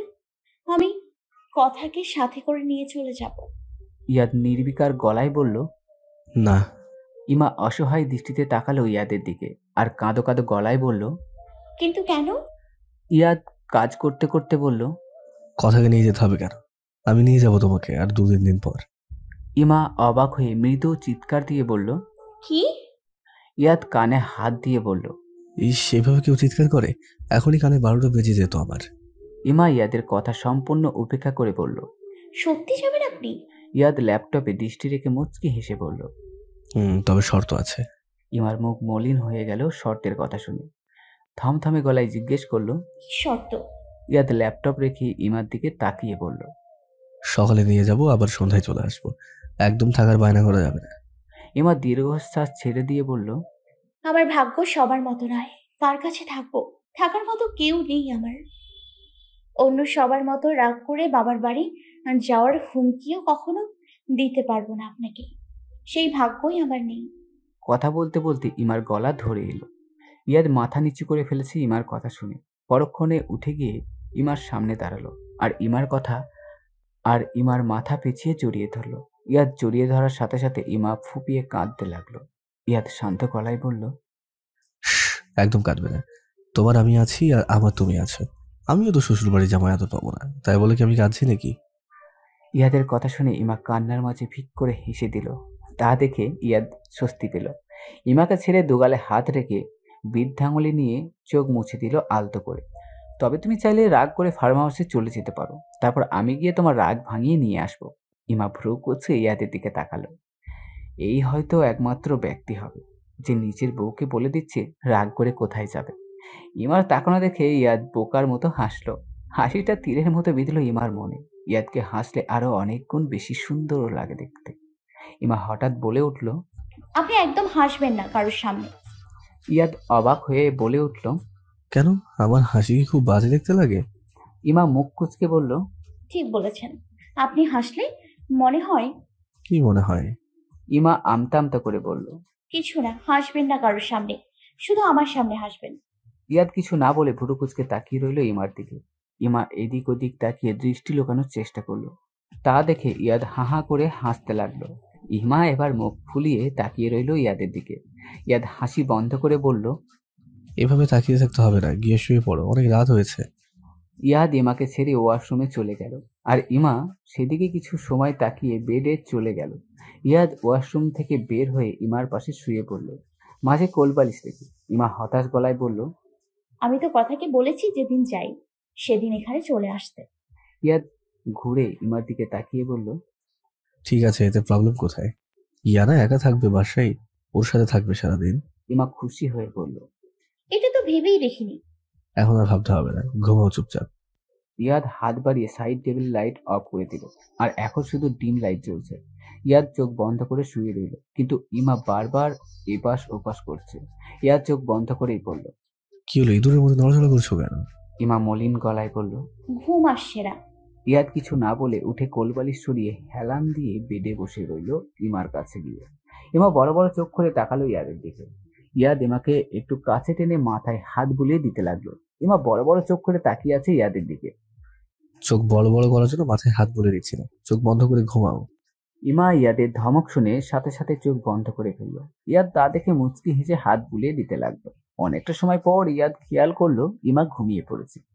মুগ্ধ হয়ে তাকিয়ে আছে ইমার ঘুমন্ত মুখের দিকে। হঠাৎ ইয়াদের মনে অদ্ভুত ইচ্ছে জাগলো, আর সে নিজেকে আটকাতে পারল না ইচ্ছেটা পূরণ করা থেকে। ইমার কপালে গভীরভাবে ঠোঁট ছুঁয়ে দিল। একসময় সেও ঘুমের রাজ্যে পাড়ি দিল। ফজরের আজান কানে আসতেই ইমার ঘুম ভেঙে গেল। নড়াচড়া করতে গিয়ে ব্যর্থ হলে ধীরে ধীরে চোখ খুলে তাকালো। চোখ খুলে ইমা অবাক হয়ে গেল। ইয়াদের বুকে শুয়ে আছে সে, আর ইয়াদ তাকে দু হাতে আঁকড়ে জড়িয়ে ধরে আছে। হঠাৎ লজ্জা ঘিরে ধরল ইমাকে। ইয়াদের সাথে লেপ্টে শুয়ে আছে ভাবতেই গা শিউরে উঠে গাল দুটো রক্তে লাল রং ধারণ করলো। নিজেকে না ছাড়িয়ে ইয়াদের বুকে আবার মুখ লাগালো সে। এক অদ্ভুত ভালো লাগা কাজ করছে ইমার মনে। এই প্রথম ইয়াদের এত কাছে এসেছে ইমা। আজানের ধ্বনি তীব্র হলে মনে হলো তার উঠে যাওয়া উচিত, কিন্তু অনেক চেষ্টা করেও ইয়াদের থেকে নিজেকে ছাড়াতে পারল না। তাই ধীরে ধীরে ডাকতে লাগলো ইয়াদকে। এই যে শুনছেন আজান হয়েছে, উঠুন। ইমার ডাকে ইয়াদ তো উঠলই না, উল্টো আরো শক্ত করে জড়িয়ে নিল ইমাকে। ইমা এবার পড়ল মহা বিপদে। উপায় না পেয়ে ইয়াদের বুকে টুস করে চিমটি কেটে দিল। ইয়াদ আহা বলে ছোট্ট করে চিৎকার করে চোখ খুলে ফেলল। ইমা ইয়াদের বুক থেকে মাথা উঁচু করে ইয়াদের মুখের দিকে তাকিয়ে আছে। ইমার দিকে ভ্রু কুচকে তাকিয়ে বলল, এটা কি হলো? ইমা লজ্জা মাথায় হাসি দিয়ে বলল, আজান হয়েছে সেই কখন, নামাজ পড়বো না আমি? তো পরও গিয়ে আমাকে কেন চিমটি কাটছো? আমি কি তোমাকে ধরে রেখেছি নাকি? নিজের দিকে ভালো করে তাকান, তাহলে বুঝতে পারবেন কেন চিমটি কেটেছি। ইয়াদ ভালো করে খেয়াল করতেই ইমা ছেড়ে দিল। একবার মাথা চুলকে উল্টো ফিরে শুয়ে পড়ল। আবার ঘুমানোর জন্য শুয়ে রইলেন কেন? উঠে মসজিদে যান তাড়াতাড়ি। আপনি আগে অজু করে এসে মসজিদে যান, আমি পরে করছি। ইয়াদ তাও না উঠলে ইমা তার হাত ধরে টানতে লাগলো। ইমার যে শক্তি, সে কি আর এই হাতিকে টেনে তুলতে পারবে? ইয়াদ তা দেখে দুষ্টু হেসে উঠে বসলো। এই শক্তি নিয়ে আমাকে তুলতে আসছে, জল বুড়ি একটা। ইয়াদের কথা শুনে ছোট্ট ছোট্ট করে তাকালো ইমা। ইয়াদ মুচকি হেসে উঠে ওয়াশরুমে চলে গেল। ইয়াদ মসজিদের জন্য বের হয়ে গেল। ইমার রুমেই নামাজ পড়ে নিল। ইয়াদ এখন 5 ওয়াক্ত নামাজই মসজিদে গিয়ে আদায় করে, আর ঈশানও। ফজরের 2 ভাই একসাথে মসজিদে যায়, আর মসজিদ থেকে এসে এক্সারসাইজ করে ইয়াদ আর ঈশান একসাথেই। ইমা ব্রেকফাস্ট রেডি করে, সাথে ইয়ানা হেল্প করে। ইয়ানা ভার্সিটি যায় না অনেকদিন হলো, ভেবেছে শুধু এক্সাম দেবে সময় মতো। সামনেই এক্সাম, তাই আজ ভার্সিটি যাবে ঠিক করেছে। সবাই একসাথে ব্রেকফাস্ট করে নিল। ঈশান ভার্সিটি চলে গেল, আর ইয়াদ অফিসে যাওয়ার সময় ইমাকে সাথে নিয়ে গেল ভার্সিটি পৌঁছে দিবে বলে। ইয়ানার ক্লাস পরে, তাই সে একটু পরে যাবে। ইয়াদ ড্রাইভ করছে, আর ইমা পাশে বসে বাইরের দিকে তাকিয়ে আছে। কারো মুখে কথা নেই, চুপচাপ বসে আছে দুজনে। আজই প্রথম ইয়াদ ইমাকে ভার্সিটি পৌঁছে দিতে যাচ্ছে। ইয়াদ একটু পর পর ইমার দিকে তাকাচ্ছে, তবে ইমা একবারও ইয়াদের দিকে তাকাচ্ছে না। সকালের কথা মনে পড়লেই লজ্জায় কুঁকড়ে যাচ্ছে সে। নীরবতা ভেঙে ইয়াদ বলল, আজ কতদিন পর ভার্সিটি যাচ্ছ?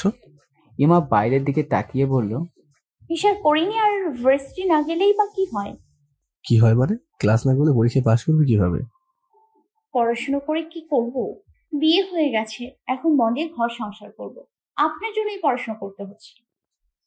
পড়াশুনো করে কি করব? বিয়ে হয়ে গেছে, এখন মন দিয়ে ঘর সংসার করব। আপনার জন্যই পড়াশোনা করতে হচ্ছে। ইয়াদ অবাক হয়ে বলল, তোমার নিজের কোনো স্বপ্ন নেই? ইমা ইয়াদের দিকে তাকিয়ে বলল, হ্যাঁ ছিল, ছোটবেলায় ডাক্তার হওয়ার স্বপ্ন দেখতাম, কিন্তু ভাগ্যের দোষে সায়েন্সে পড়তে পারলাম না। এখন এসব পড়াশোনার কোনো ইচ্ছে নেই। চাকরি করবো না তো পড়াশোনা করে কি করব? তুমি চাইলে জব করতে পারো, তবে আমাদের অফিসের কেবলমাত্র একটা পোস্ট। কোন পোস্টে? আবরার হামিদ ইয়াদের পার্সোনাল অ্যাসিস্ট্যান্ট হিসেবে জয়েন করতে পারে। সবসময় আমার চোখের সামনে ঘোরাঘুরি করবে। ইমা মুখ ভেঙচি কেটে বলল, লাগবে না আপনার জব আমার। আমি বাসায় ঠিক আছি, অনার্স শেষ করে আর পড়বই না আমি। সে দেখা যাবে, এখন নামও তোমার ভার্সিটি চলে এসেছে। ক্লাস শেষ হলে অপেক্ষা করো, আমি এসে নিয়ে যাবো। ইমা মাথা নাড়িয়ে সম্মতি জানালো। ইমা নেমে যেতেই ইয়াদ চলে গেল। ইমা ক্লাসের দিকে পা বাড়ালো। এইদিকে ইয়ানা রেডি হয়ে এসে ফোনের দিকে তাকিয়ে গাড়িতে বসে পড়ল। ড্রাইভারকে যেতে বললেও গাড়ি চালাচ্ছে না দেখে বিরক্ত নিয়ে সামনে তাকিয়ে অবাক হয়ে গেল। রেহান ভাইয়া, তুমি এখানে? রেহান মুচকি হেসে বলল, আজকের জন্য আমি তোমার ড্রাইভার। ডাক্তারি ছেড়ে আপনি আবার ড্রাইভার হলেন কবে থেকে? তোমার যখন যেটা প্রয়োজন হবে তখন আমি সেটাই হয়ে যাব। এখন তুমি বলো, তোমার এই আপনি আর তুমি জগা কিছুটা কখন বন্ধ হবে? এত বছর যেহেতু বন্ধ হয়নি, আর ভবিষ্যতেও বন্ধ হবে বলে মনে হয় না। তোমাকে নিয়ে আর পারা যায় না। এখন তাড়াতাড়ি এসে সামনে বসো। কেন? আজ না আপনি আমার ড্রাইভার, তাহলে আমি সামনে যাব কেন? ঠিক আছে, না আসতে চাইলে এসো না। তাহলে একটা কাজ করো, ড্রাইভার ড্রেসটা নিয়ে এসো একটু, আমি পরে নিই। নাহলে এত হ্যান্ডসাম মানুষকে কেউ ড্রাইভার মনেই করবে না। থাক, ড্রাইভারের ড্রেস আনতে হবে না, আমি বরং সামনে এসে বসছি। ইয়ানা কথা না বাড়িয়ে সামনে সিটে এসে বসলো, আর রেহান মুচকি হেসে গাড়ি চালাতে শুরু করলো। আজকে ভার্সিটি যেতে হবে না, অনেকদিন একসাথে ঘোরাঘুরি হয় না। আজকে সারাটা দিন করবো। কিন্তু আমি তো অনেকদিন হলো ভার্সিটি যাই না। রেহান সামনের দিকে তাকিয়ে বলল, আমার বউয়ের এত পয়সা লাগবে না। বউ শব্দটা শুনে চমকে ইয়ানা পাশে তাকালো। রেহানের ঠোঁটের কোণে তখনও হাসি ঝুলে আছে, আর ইয়ানার মনে দোটানা। নির্জন রাস্তায় পাশাপাশি হাঁটছে ইয়ানা আর রেহান। ইয়ানার দৃষ্টি সামনে থাকলেও রেহানের দৃষ্টি ইয়ানার দিকে। রাস্তাটা একটু বেশি নির্জন, দুপাশে লম্বা লম্বা গাছ, মাঝে পিচ ঢালা কালো কুচকুচে রাস্তা। বেশ কিছু সময় পর পর একটা দুটো গাড়ি সাঁ করে চলে যাচ্ছে পাশ কাটিয়ে। রেহানের গাড়ি রেখে অনেকটা পথ হেঁটে চলে এসেছে তারা। ইয়ানা, তুমি কি কাউকে ভালোবাসো? হঠাৎ রেহানের এমন কথা শুনে ইয়ানা থমকে দাঁড়ালো। তবে কি রেহান বুঝে গেল ইয়ানা অন্য কাউকে ভালোবাসে? কিন্তু ইয়ানা তো সেটা কাউকে জানাতে চায় না। রেহান ইয়ানাকে থমকে যেতে দেখে বাঁকা হাসলো। কি চাও সেটা বুঝতে শেখো ইয়ানা। মরিচিকার পেছনে ছোটে জীবনের মূল্যবান সময়গুলোকে নষ্ট করো না। জানো তো, আমাদের জীবনটা বড্ড বেশি ছোট, আবার অনেক বড়। জীবনটা তোমার কাছে ছোট মনে হবে নাকি বড়, সেটা কিন্তু তোমার জীবনে কিছু গুরুত্বপূর্ণ সিদ্ধান্তের উপরই নির্ভর করবে। জীবনটা যদি সুখের হয় তাহলে মনে হবে খুব তাড়াতাড়ি চলে গেল সময়গুলো। আর যদি কিছু ভুল সিদ্ধান্ত নিয়ে দুঃখগুলো দু হাতে আপন করে নাও তাহলে মনে হবে যে খুব তাড়াতাড়ি চলে গেল সময়গুলো। আর যদি কিছু ভুল সিদ্ধান্ত নিয়ে জীবনের দুঃখগুলোকে দু হাতে আপন করে নাও তাহলে মনে হবে জীবনের সময়টা থেমে আছে, সামনে আগাতেই চাইছে না। জীবনটা তোমার, তাই সিদ্ধান্তটাও তোমাকেই নিতে হবে। ইয়ানা আবার চলতে শুরু করে বলল, আপনার কেন মনে হলো যে আমি কাউকে ভালোবাসি? রেহান সামনে তাকিয়ে কষ্ট চেপে হাসি মুখে বলল, ইয়ানা, একটা দুটো দিন নয়, অনেকগুলো বছর ধরে তোমাকে ভালোবাসি। ভালোবাসার মানুষের না বলা কথাগুলো যদি তার চোখের ভাষা দেখে বুঝতেই না পারি, তাহলে কেমন ভালোবাসতাম বলো? ইয়ানা চুপ করে গেল রেহানের কথা শুনে। রেহানের বলা সাধারণ কথাগুলো ইয়ানার মনে নাড়া দিয়ে উঠল। ইয়ানা, তোমাকে আমি ভালোবাসি, আর ভালোবাসলেই যে পেতে হবে এমন কোনো আইন নেই তো। ভালোবাসাটা মনের ব্যাপার, আর ভালোবাসা মানুষটাকে পাওয়া ভাগ্যের ব্যাপার। সবসময় মনের ভাগ্য সাথে দেয় না। তোমার সিদ্ধান্ত যাই হোক না কেন, আমি বিনা বাক্যে মেনে নেব। তবে সিদ্ধান্ত নেওয়ার আগে একটু ভেবে নিও, এই সিদ্ধান্তটার ওপর তোমার পরবর্তী পুরো জীবনটা সুখ দুঃখ নির্ভর করছে। তবে তোমার সিদ্ধান্তটা যদি আমার পক্ষে হয়, আমি কোনোদিন তোমার কাছে জানতে চাইবো না যে তুমি কাউকে ভালোবেসেছিলে কিনা, বা তুমি কাউকে ভালোবাসো কিনা। তবে বলতে চাইলেও বাধা দেবো না। আর যদি আমার বিপক্ষে হয়, তবে আমি বিনা বাক্যে তোমার থেকে অনেক দূরে চলে যাব। ইয়ানা উত্তরে কিছুই বলল না। রেহানও চুপ করে হাঁটতে লাগলো। রেহানের খুব ইচ্ছে করছে ইয়ানার হাতটা ধরে হাঁটতে, কিন্তু সেই অধিকার সে এখনো পায়নি, আর কোনোদিন পাবে কিনা সেটাও জানে না সে। আরও বেশ কিছু সময় হাঁটার পর উল্টো ফিরে গাড়ির দিকে হাঁটতে লাগলো। গাড়ির কাছে আসলে বাসার উদ্দেশ্যে রওনা হলো দুজনই। রাস্তায় রেহান ইয়ানাকে আইসক্রিম, ফুচকা, চকলেট আরও অনেক কিছু খাওয়ালো। তারপর বাসায় নামিয়ে নিজের গন্তব্যে চলে গেল। রাতে ইয়াদ বাসায় ফিরলে ইয়ানা নিজের সিদ্ধান্ত জানিয়ে দিল ইয়াদকে। অনেক ভেবে দেখেছে ইয়ানা, আর নিজের বাকি জীবনটা কেমন হবে সেটাও ঠিক করে নিয়েছে। সত্যিই তো, ভালোবাসলেই তাকে পেতে হবে এমন কোনো আইন তো নেই। আরমানের সামনে দাঁড়িয়ে আছে ইয়ানা। আরমান ভ্রু কুঁচকে তাকিয়ে আছে ইয়ানার দিকে, আর ইয়ানার দৃষ্টি ফ্লোরে সীমাবদ্ধ। এতদিন ভার্সিটি আসুনি কেন? ইয়ানা মলিন গলায় বলল, শুধু এক্সাম দেব, আর ক্লাস করব না। আরমান ভ্রু কুঁচকে বলল, কেন ক্লাস করবে না কেন? ইয়ানা নিজের ব্যাগ থেকে বিয়ের কার্ড বের করে আরমানের দিকে এগিয়ে দিল। আরমান কিছু সময় ভ্রু কুঁচকে তাকিয়ে থেকে কার্ডটা হাতে নিয়ে খুলে পড়তে লাগলো। কোণের জায়গায় ইয়ানার নাম থেকে অবিশ্বাসের চোখে ইয়ানার দিকে তাকালো। ইয়ানার আচরণে আরমানের মনে হয়েছিল মেয়েটা তাকে পছন্দ করে, কিন্তু হঠাৎ বিয়ের কার্ড হাতে ধরিয়ে দেওয়ায় একটু বেশি অবাক হলো আরমান। তবে সাথে সাথে নিজেকে সামলে কঠিন রূপ ধারণ করলো। বিয়ে কি পৃথিবীতে তোমার প্রথম হচ্ছে? আরো অনেক মেয়ে আছে বিয়ের পর পড়াশোনা করছে, জবও করছে। পড়াশোনা বাদ দেবো তা তো বলিনি স্যার। ঠিক সময়ে এসে এক্সাম দিয়ে যাব। আর মাস্টার্সে এসে কেউ রেগুলার ক্লাস করে না। সে যাই হোক স্যার, বিয়েতে চলে আসবেন কিন্তু। আরমানকে কিছু বলার সুযোগ না দিয়ে ইয়ানা বের হয়ে আসলো। মূলত বিয়ের কার্ড দিতে এসেছিল আরমানকে আর ফ্রেন্ডদের। আরমানকে দিতে গেলে জেরার মুখে পড়তে হয়। আরমান অবাক চোখে তাকিয়ে আছে ইয়ানার যাওয়ার পথে, আর ইয়ানা চোখের পানি মুছতে ব্যস্ত। আরমানকে নিজের বিয়ের কার্ড দিয়ে এলো সে। ভাবতেই বুকের ভেতরটা জ্বলে পড়ে যাচ্ছে ইয়ানার। হ্যাঁ, সে রেহানকেই বিয়ে করার সিদ্ধান্ত নিয়েছে। যার মনে তাকে নিয়ে ভালোবাসা তো দূর, কোনো ভালো লাগার ফিলিংসটাও নেই, তার সাথেই জীবন যার মনে তাকে নিয়ে ভালোবাসা তো দূর, কোনো ভালো লাগার ফিলিংসটাও নেই, তার সাথে জীবন জড়ানো চাইতে সে তাকে বুক ভরা ভালোবাসায় আগলে রাখবে তাকে বেছে নেওয়া ঠিক মনে করে যে তাকে বুক ভরা ভালোবাসায় আগলে রাখবে তাকে বেছে নেওয়া ঠিক মনে করেছে ইয়ানা। ইয়ানার চিন্তার মাঝেই তার ফোন বেজে উঠল। ফোনটা হাতে নিয়ে দেখলো রেহানের নাম্বার। চোখের পানি মুছে গালটা স্বাভাবিক করে ফোন রিসিভ করে কানে ধরলো। রেহানের সাথে আজ শপিংয়ে যাবে, বিয়ের বেশি দিন বাকি নেই আর। গ্রামের মেঠো রাস্তা দিয়ে ইয়াদের গাড়িটা এগিয়ে যাচ্ছে হেলে দুলে। রাস্তার করুণ অবস্থায় ঝাঁকিতে ইয়াদ ইমার অবস্থাও করুণ। বৃষ্টির জন্য রাস্তা আরো বেশি খারাপ হয়ে গেছে। ইয়ানার বিয়ের 15 দিন বাকি, তাই ইয়াদ ইমাকে গ্রামে নিয়ে এসেছে। সকাল সকাল ব্রেকফাস্ট করে বেরিয়ে পড়েছে। এখন বাজে বেলা 10টা। আজ অবশ্য বৃষ্টি নেই। সকালবেলাতেই সূর্যি মামা নিজের আধিপত্য বিস্তার করে চলেছে। গাড়ির জানলা দিয়ে আশেপাশে তাকিয়ে ইমা বলল, আর কতক্ষণ লাগবে? ইয়াদ ভ্রু কুঁচকে তাকিয়ে বলল, এখানে থেকে তো তুমি কত সময় লাগবে তুমি ভালো জানো, আর এখন জিজ্ঞেস করছো আমাকে?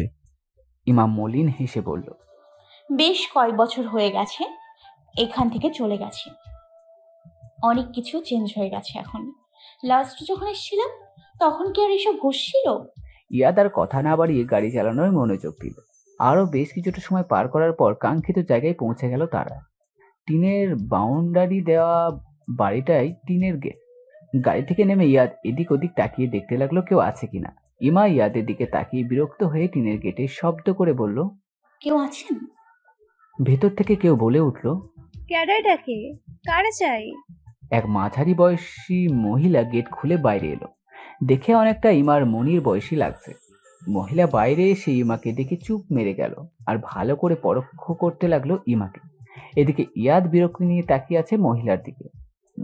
মলিন একটা সুতির শাড়ি তার গায়ে। ইমা একটু গলা পরিষ্কার করে বলল, আমরা একটু ভেতরে যেতাম। মহিলা গাল ভরা হাসি দিয়ে বলল, তোমার বাড়িতে তুমি যাওয়ার জন্য আমার অনুমতি কেন নিচ্ছ মা? মহিলার কথা শুনে ইমা আর ইয়াদ দুজনেই অবাক হয়ে গেল। মহিলা তার সাথে যেতে বললে ইয়াদ আর ইমা তাকে অনুসরণ করে সামনে আগাতে লাগলো। ইমা কৌতূহল নিয়ে বলল, আপনি আমাকে চেনেন? মহিলা হেসে বলল, মা, বাড়ির মেয়েকে চিনবো না? এটা কেমন কথা? কিন্তু আপনি তো আমাকে আগে দেখেননি। মহিলা হাসি মুখে বলল, আমি জুলেখা বেগম, এই বাড়িতেই থাকি। আমি আর আমার উনি, তাই এই বাড়ির সবকিছুই আমরা জানি। তহিদুর ভাই বলে গিয়েছেন আপনি কখনো আসলে যাতে আদর আপ্যায়নের কোনো ত্রুটি না থাকে আপনার।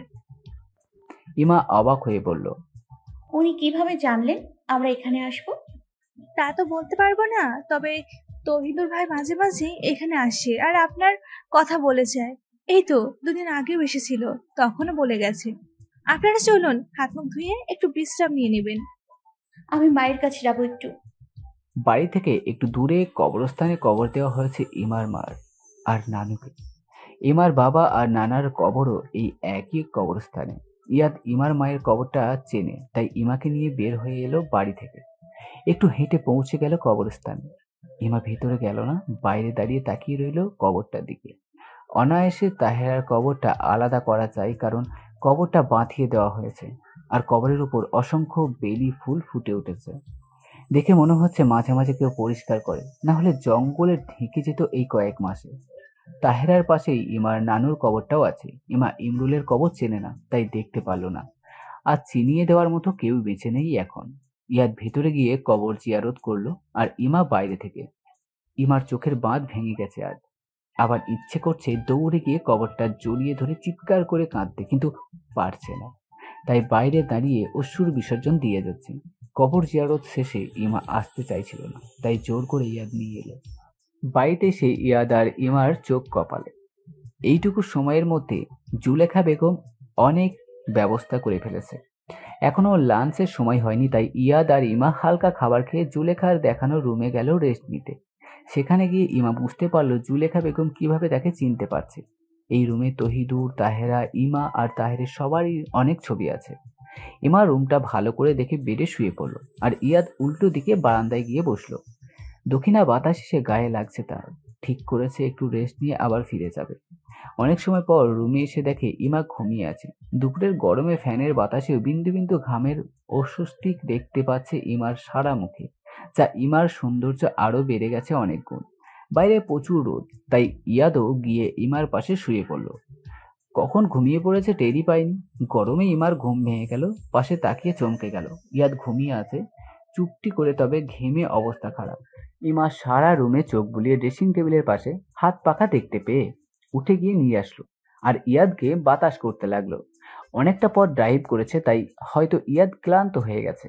হঠাৎ বাইরে তহিদুর আর তাহেরার গলা শুনে চমকে উঠল ইমা। ভার্সিটি শেষে আজ তাড়াতাড়ি বাসায় চলে এলো ঈশান। ইয়ানা আজ বাসায় একা, তাই তাড়াতাড়ি চলে এসেছে। গাড়ি পার্ক করে এসে কলিং বেল বাজিয়ে দাঁড়িয়ে রইল বাইরে। প্রায় 5 মিনিট পর দরজা খুলে গেল। সামনে তাকিয়ে বুকটা ধক করে উঠল ঈশানের। তার সামনে কথা দাঁড়িয়ে আছে ভ্রু কুঁচকে। আগের থেকেও আরো বেশি মায়াবী হয়ে গেছে সে। ঈশান জোরপূর্বক হাসি দিয়ে বলল, কেমন আছেন মিস কথা? আলহামদুলিল্লাহ, ভালো ছিলাম এতক্ষণ, তবে এখন আর হয়তো ভালো থাকা হবে না। ঈশান ভেতরে এসে নিজের রুমের দিকে যেতে যেতে বলল, নিশ্চিন্ত থাকুন, কেউ বিরক্ত করবে না। কথা বেশ অবাক হলো ঈশানের আচরণে। আগের ঈশান আর এই ঈশানের মধ্যে আকাশ পাতাল ব্যবধান। কথা যেন নিজের চোখে বিশ্বাস করতে পারছে না। মাত্র কয়েক মাসের ব্যবধানে ঈশানের এত পরিবর্তন। কথার মনে প্রশ্ন আসছে, ঈশান সত্যি তাকে ভালোবাসে নাকি? কথা মেন ডোরের সামনে দাঁড়িয়ে ঈশানের যাওয়ার দিকে তাকিয়ে আছে। চোখের খেলছে হাজারো প্রশ্ন। কি হলো কথা, এখানে দাঁড়িয়ে আছো কেন? কথার উত্তর না পেয়ে ইয়ানা কথার দৃষ্টি অনুসরণ করে তাকালে ঈশানকে নিচের রুমে চলে যেতে দেখল, আর তা দেখে দীর্ঘশ্বাস ছাড়ল। কথা, ওখানে দাঁড়িয়ে না থেকে এদিকে আসো। ইয়ানা গলা উঁচু করে কথাটা বললে কথা ঘুরে তাকায় ইয়ানার দিকে। কথা ঈশানের রুমের দিকে তাকিয়ে ইয়ানার দিকে এগিয়ে যেতে যেতে বলল, ইয়ান আপু, এটা কোন ঈশান ভাইয়া? ইনি তো একদমই এমন ছিলেন না। ইয়ানা দীর্ঘশ্বাস ছেড়ে বলল, পরিস্থিতি মানুষকে একদমই পাল্টে দেয় কথা। তবে আমি চাই ঈশান আগের মতোই হয়ে যাক। ওকে এমন রূপে মানায় না, ওর হাসি মুখটাই ভালো লাগে। কথা কৌতূহল নিয়ে জিজ্ঞেস করলো, ঈশান ভাইয়া হঠাৎ এমন হলো কিভাবে? ইয়ানা মুখ মলিন করে কথাকে খুলে বলল, এই কয়েক মাসে কি কি হয়ে গেছে সব শুনে কথার চোখের বাঁধ ভেঙে গেছে। এই মানুষগুলো কত কষ্ট সহ্য করে গেছে। ইয়ানা আবার অন্য টপিক নিয়ে কথা বলছে, তবে কথার ভাবনায় এখনো ঈশান। সত্যি তাকে এভাবে একদম মানায় না, তাকে আগের রূপেই মানায়। ইমাদ তহিদুর আর তাহেরের গলা শুনে বেড থেকে নেমে বাইরের উদ্দেশ্যে পা বাড়ালো। ধীর পায়ে বাইরে বের হয়ে ইমার চোখ কপাল। উঠান ভর্তি বাজার, আর সেগুলো তহিদুর বুঝিয়ে দিচ্ছে জুলেখা বেগমকে। তহিদুর হাসি মুখে বলল, বুঝলে জুলেখা, আমার মেয়ে আর মেয়ে জামাই প্রথম এসেছে এভাবে, কোনো কিছু যাতে কমতি না থাকে। এখানে সব নিয়ে এসেছি, আর কিছু প্রয়োজন হলে বলো, আবার গিয়ে নিয়ে আসছি। জুলেখা সব দেখে বলল, না ভাইজান, আর কিছুর দরকার নাই। আমি এখন রান্না শুরু করে দিতেছি। মানিকের মায়ের খবর দিছি, এখনই চলে আইব। ওই আইলে পিঠা বানানো শুরু করে দিব। তহিদুর রুমের দিকে এগোতে এগোতে বলল, হ্যাঁ তাড়াতাড়ি করো, জামাই ঘুম থেকে ওঠার আগে সব রেডি করে ফেলো। ইমাকে দেখে তহিদুর থেমে গেল। তাহের ইমাকে এখনো দেখেনি, সে পুকুরের তাজা মাছ দেখতে ব্যস্ত। জুলেখার স্বামী জমির মিয়া পুকুর থেকে তাজা রুই মাছ ধরে এনেছে ইমা আর ইয়াদের জন্য। তহিদুর আর তাহের যাবতীয় বাজার আর গরুর মাংস নিয়ে এসেছে, সাথে বাড়ির দেশি মুরগি জবাই করা হয়েছে। তহিদুর আদর মাখা গলায় হাসি মুখে বলল, কেমন আছিস মা? ইমা বুকে যেন প্রশান্তির বাতাস বয়ে গেল তহিদুরের মুখে মা ডাক শুনে। মনে হচ্ছে নিজের বাবাই তাকে মা বলে ডেকেছে। ইমা থতমত খেয়ে বলল, আসসালামু আলাইকুম। ওয়ালাইকুম আসসালাম। বললি না যে কেমন আছিস মা? ইমা আগের মতোই থতমত খেয়ে বলল, আলহামদুলিল্লাহ ভালো আছি। আপনারা কেমন আছেন? তহিদুর মুখ ভরে হাসি দিয়ে বলল, তোকে দেখে একদম ভালো হয়ে গেছি রে মা। তা জামাই কেমন আছে? সেও ভালো আছেন। ঠিক আছে, তুইও গিয়ে একটু রেস্ট নে, রান্না হয়ে গেলে সবাই একসাথে খেয়ে নিব। তহিদুর কথা বলে নিজের রুমের দিকে যেতে গেল। ইমা পেছন থেকে ভাঙা গলায় বলল, বাবা। ইমার ভাঙা গলায় বাবা ডাকটা যেন তহিদুরের কানে বারবার প্রতিধ্বনি হতে লাগলো। সে নিজের কানকে বিশ্বাস করতে পারছে না যে ডাকটা শোনার জন্য এতগুলো বছর ধরে সে ভেতরে ভেতরে তরপাচ্ছিল, সেই ডাকটা সে শুনতে পেল। তহিদুর ভাবলো সে ভুল শুনেছে, তাই ঘুরে তাকালো ইমার দিকে। মা, তুই কিছু বললি আমাকে? ইমা আমতা আমতা করে বলল, হ্যাঁ বাবা, আমি বলেছিলাম তোমরা হঠাৎ এখানে কিভাবে। ইমার বাকি কথাটা তহিদুরের কানে যায়নি, সে শুধু শুনেছে বাবা ডাকটা। চোখ থেকে টপ টপ পানি পড়তে লাগলো তার। কষ্টের নয়, সুখের পানি, পরম আনন্দের পানি এটা। চোখ মুছে বলল, আর একবার বাবা বলবি? ইমার চোখেও পানি চলে এসেছে। ইমা দৌড়ে গিয়ে তহিদুরের বুকে আছড়ে পড়ল, ফুঁপিয়ে কাঁদতে কাঁদতে বলল, আমাকে মাফ করে দাও বাবা, না বুঝে তোমাকে অনেক কষ্ট দিয়ে ফেলেছি। তুমি মাফ না করলে সারা জীবন পাপের বোঝা মাথায় নিয়ে ঘুরতে হবে আমাকে। তহিদুর ইমার মাথায় হাত বুলিয়ে দিয়ে বলল, বাবা কখনো তার মেয়ের উপর রাগ করে না রে মা। বাবাদের কাছে মেয়ে হচ্ছে তার আরেক মা। আমি তোর উপর একটুও রেগে নেই। একটু অভিমান ছিল, তুই বাবা বলে জড়িয়ে ধরার সাথে সাথে সেই অভিমানটুকুনো মুছে গেছে। ইমা মাথা তুলে তহিদুরের দিকে তাকিয়ে বলল, সত্যি তো রেগে নেই? তহিদুর মেয়ের কপালে চুমু খেয়ে বলল, হ্যাঁ রে মা, একদম ঠিক। এতক্ষণ বাবা আর বোনের দিকে তাকিয়েছিল তাহের। চোখে পানি চলে এসেছে তার। ঝটপট চোখের পানি মুছে বলল, আমিও কিন্তু আছি এখানে, সেটা ভুলে যেও না দুজনে। তহিদুর এক হাত বাড়িয়ে দিলে তাহের গিয়ে বাবা আর বোনকে একসাথে জড়িয়ে ধরল। তহিদুরের বুকটা আজ ভরে গেছে। আজ তার 2 সন্তানকেই পেয়ে গেছে। আজ তহিদুরের নিজেকে সৌভাগ্যবান মনে হচ্ছে। অনেক সময় পার হয়ে গেল, সবাই নিজেকে সামলে নিয়ে সরে দাঁড়ালো। ইমা বলল, তোমরা এখানে কিভাবে বললে না তো? তাহের বলল, তোরা আসার পর সাথে সাথে জমির কাকা বাবাকে কল করে জানিয়েছে। বাবা এক মুহূর্ত না দাঁড়িয়ে আমাকে নিয়ে চলে আসলো। তুই আর দুলাভাই প্রথম এইভাবে আসলি, আমরা না আসলে হয় নাকি? ইমা ছোট করে বলল। ও, তা এত তাড়াতাড়ি চলে আসলি কিভাবে? তাহের হেসে বলল, আর বলিস না, গাড়িকে আজ রকেটের মতো চালিয়ে এসেছি।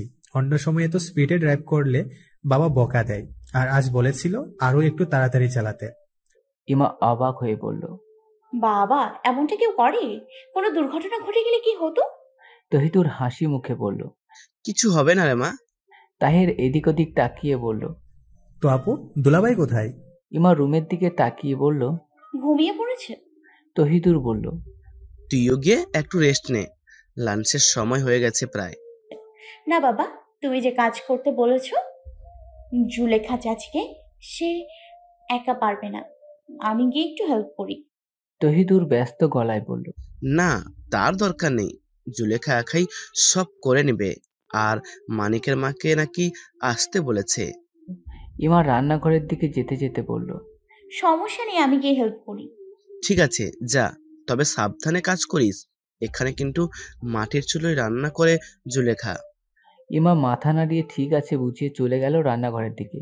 আর তার পিছু পিছু তাহের গিয়ে একটা টুলে বসলো রান্নাঘরের বাইরে। জুলেখা না করলেও ইমা জোর করে হেল্প করতে লাগলো জুলেখাকে। তাহের বলল, আপু, বিকেলে গ্রাম দেখতে বের হব, কিন্তু দুলাভাই তো আগে গ্রাম দেখায়নি। ইমা সবজি কাটতে কাটতে বলল, কিন্তু তো দুলাভাই তো বলেছে রোদ একটু কমে এলেই ঢাকার উদ্দেশ্যে রওনা হবে। কি বলছিস? আজ কিছুতেই যাওয়া হবে না, আগামীকাল বিকেলে যেতে পারবি। বাবা তোদের জন্য 2 দিনের ছুটি নিয়ে এসেছে।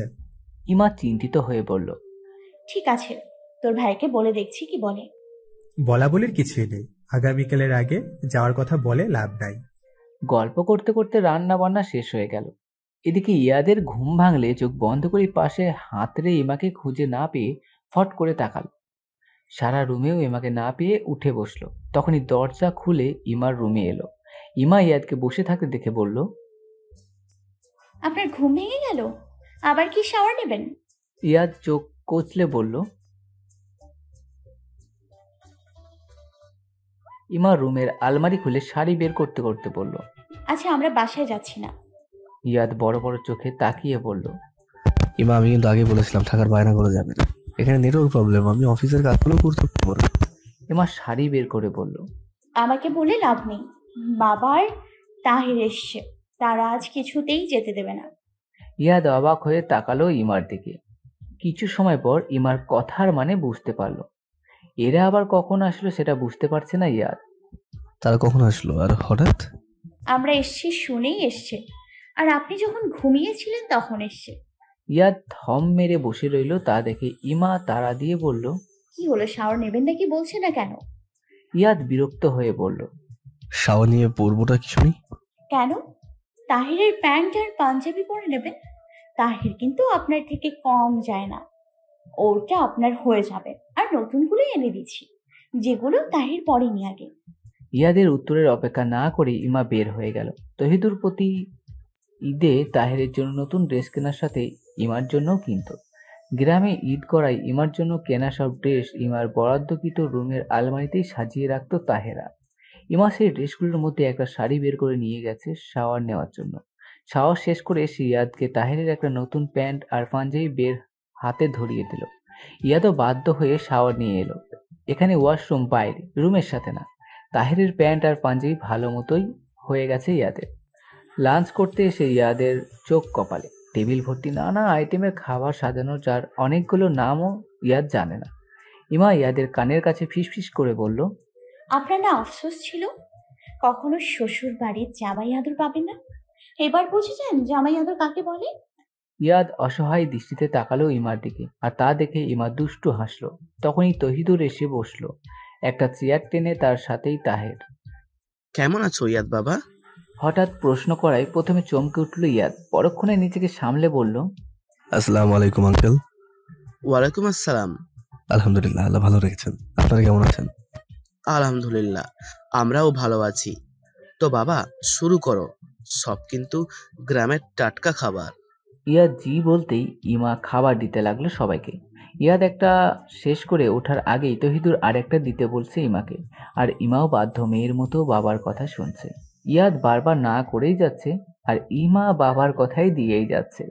ইয়াদ এবার কটমট করে তাকালো ইমার দিকে। তাতে ইমা ভয়ে ঢোক গিল আর বাবাকে বুঝিয়ে বলল ইয়াদ আর পারবে না। সবাইকে দিয়ে ইমাও সাথে বসে পড়ল খেতে। সবার খাওয়া শেষে ইয়াদ রুমে গিয়ে ধপাস করে বেডে শুয়ে পড়ল। জামাই আদর কাকে বলে সত্যি আজ হাড়ে হাড়ে টের পেয়েছে ইয়াদ। ইমা সব গুছিয়ে রুমে এসে দেখে ইয়াদ চোখ বন্ধ করে শুয়ে আছে। ধীর পায়ে ইয়াদের দিকে এগিয়ে কাছে গিয়ে দাঁড়াতে এক টানে ইয়াদ ইমাকে বেডে ফেলে দিল। ইমার উপর উঠে দুহাত দুপাশে বেডের সাথে চেপে ধরে ফেলল। ইয়াদ কড়া গলায় বলল, তখন এমন করে আমি না করার পরও দিয়ে যাচ্ছি। ইমা আমতা আমতা করে বলল, বাবা দিতে বলেছিল, আমি কি করতাম? ইস, কি আমার বাপের বাধ্যমে এসছেন রে। আমি জীবনে অত খাবার খাইনি, আজ একসাথে যতটা খেয়েছি। ইমা মুচকি হেসে বলল, একে বলে জামাই আদর, বুঝেছেন? আপনার আফসোস করতে হবে না কখনো। চাইলেই এমন জামাই আদর পেয়ে যাবেন। একটু পর জুলেখা চাচি পিঠে বানাবেন বিভিন্ন আইটেমের, সেগুলো খাবেন। ইয়াদ ইমাকে ছেড়ে বেডে শুয়ে বলল, ইম্পসিবল। যে খাবার খেয়েছি তাতে মনে হচ্ছে আগামী দুদিন আর খেতে পারবো না। তবে একটা কথা না বলে পারছি না, তোমার জুলেখা চাচির রান্নার হাত অতুলনীয়। ঈশান প্লেটের দিকে তাকিয়ে চুপচাপ খেয়ে যাচ্ছে, আর কথা ঈশানের দিকে তাকিয়ে খাচ্ছে। ইয়ানার খাওয়ার আগে শেষ হয়ে গেলে সে নিজের রুমে চলে গেল। টেবিলে রয়ে গেল শুধু কথা আর ঈশান। অন্য সময় হলে ঈশানের বকবকানিতে কথা বিরক্ত হয়ে যেত, আর আজ ঈশানের চুপ করে থাকায় কথা বিরক্ত হয়ে যাচ্ছে। কথা বলে কি আপনাকে মৃত্যুদণ্ড দেওয়া হবে? ঈশানের দিকে তাকিয়ে কথা প্রশ্নটা করতেই ঈশানের হাত থেমে গেল। কথা প্রশ্নের উত্তর পাওয়ার জন্য ঈশানের দিকে তাকিয়ে আছে, তবে ঈশানের দৃষ্টি আগের জায়গাতেই সীমাবদ্ধ। ঈশান শান্ত গলায়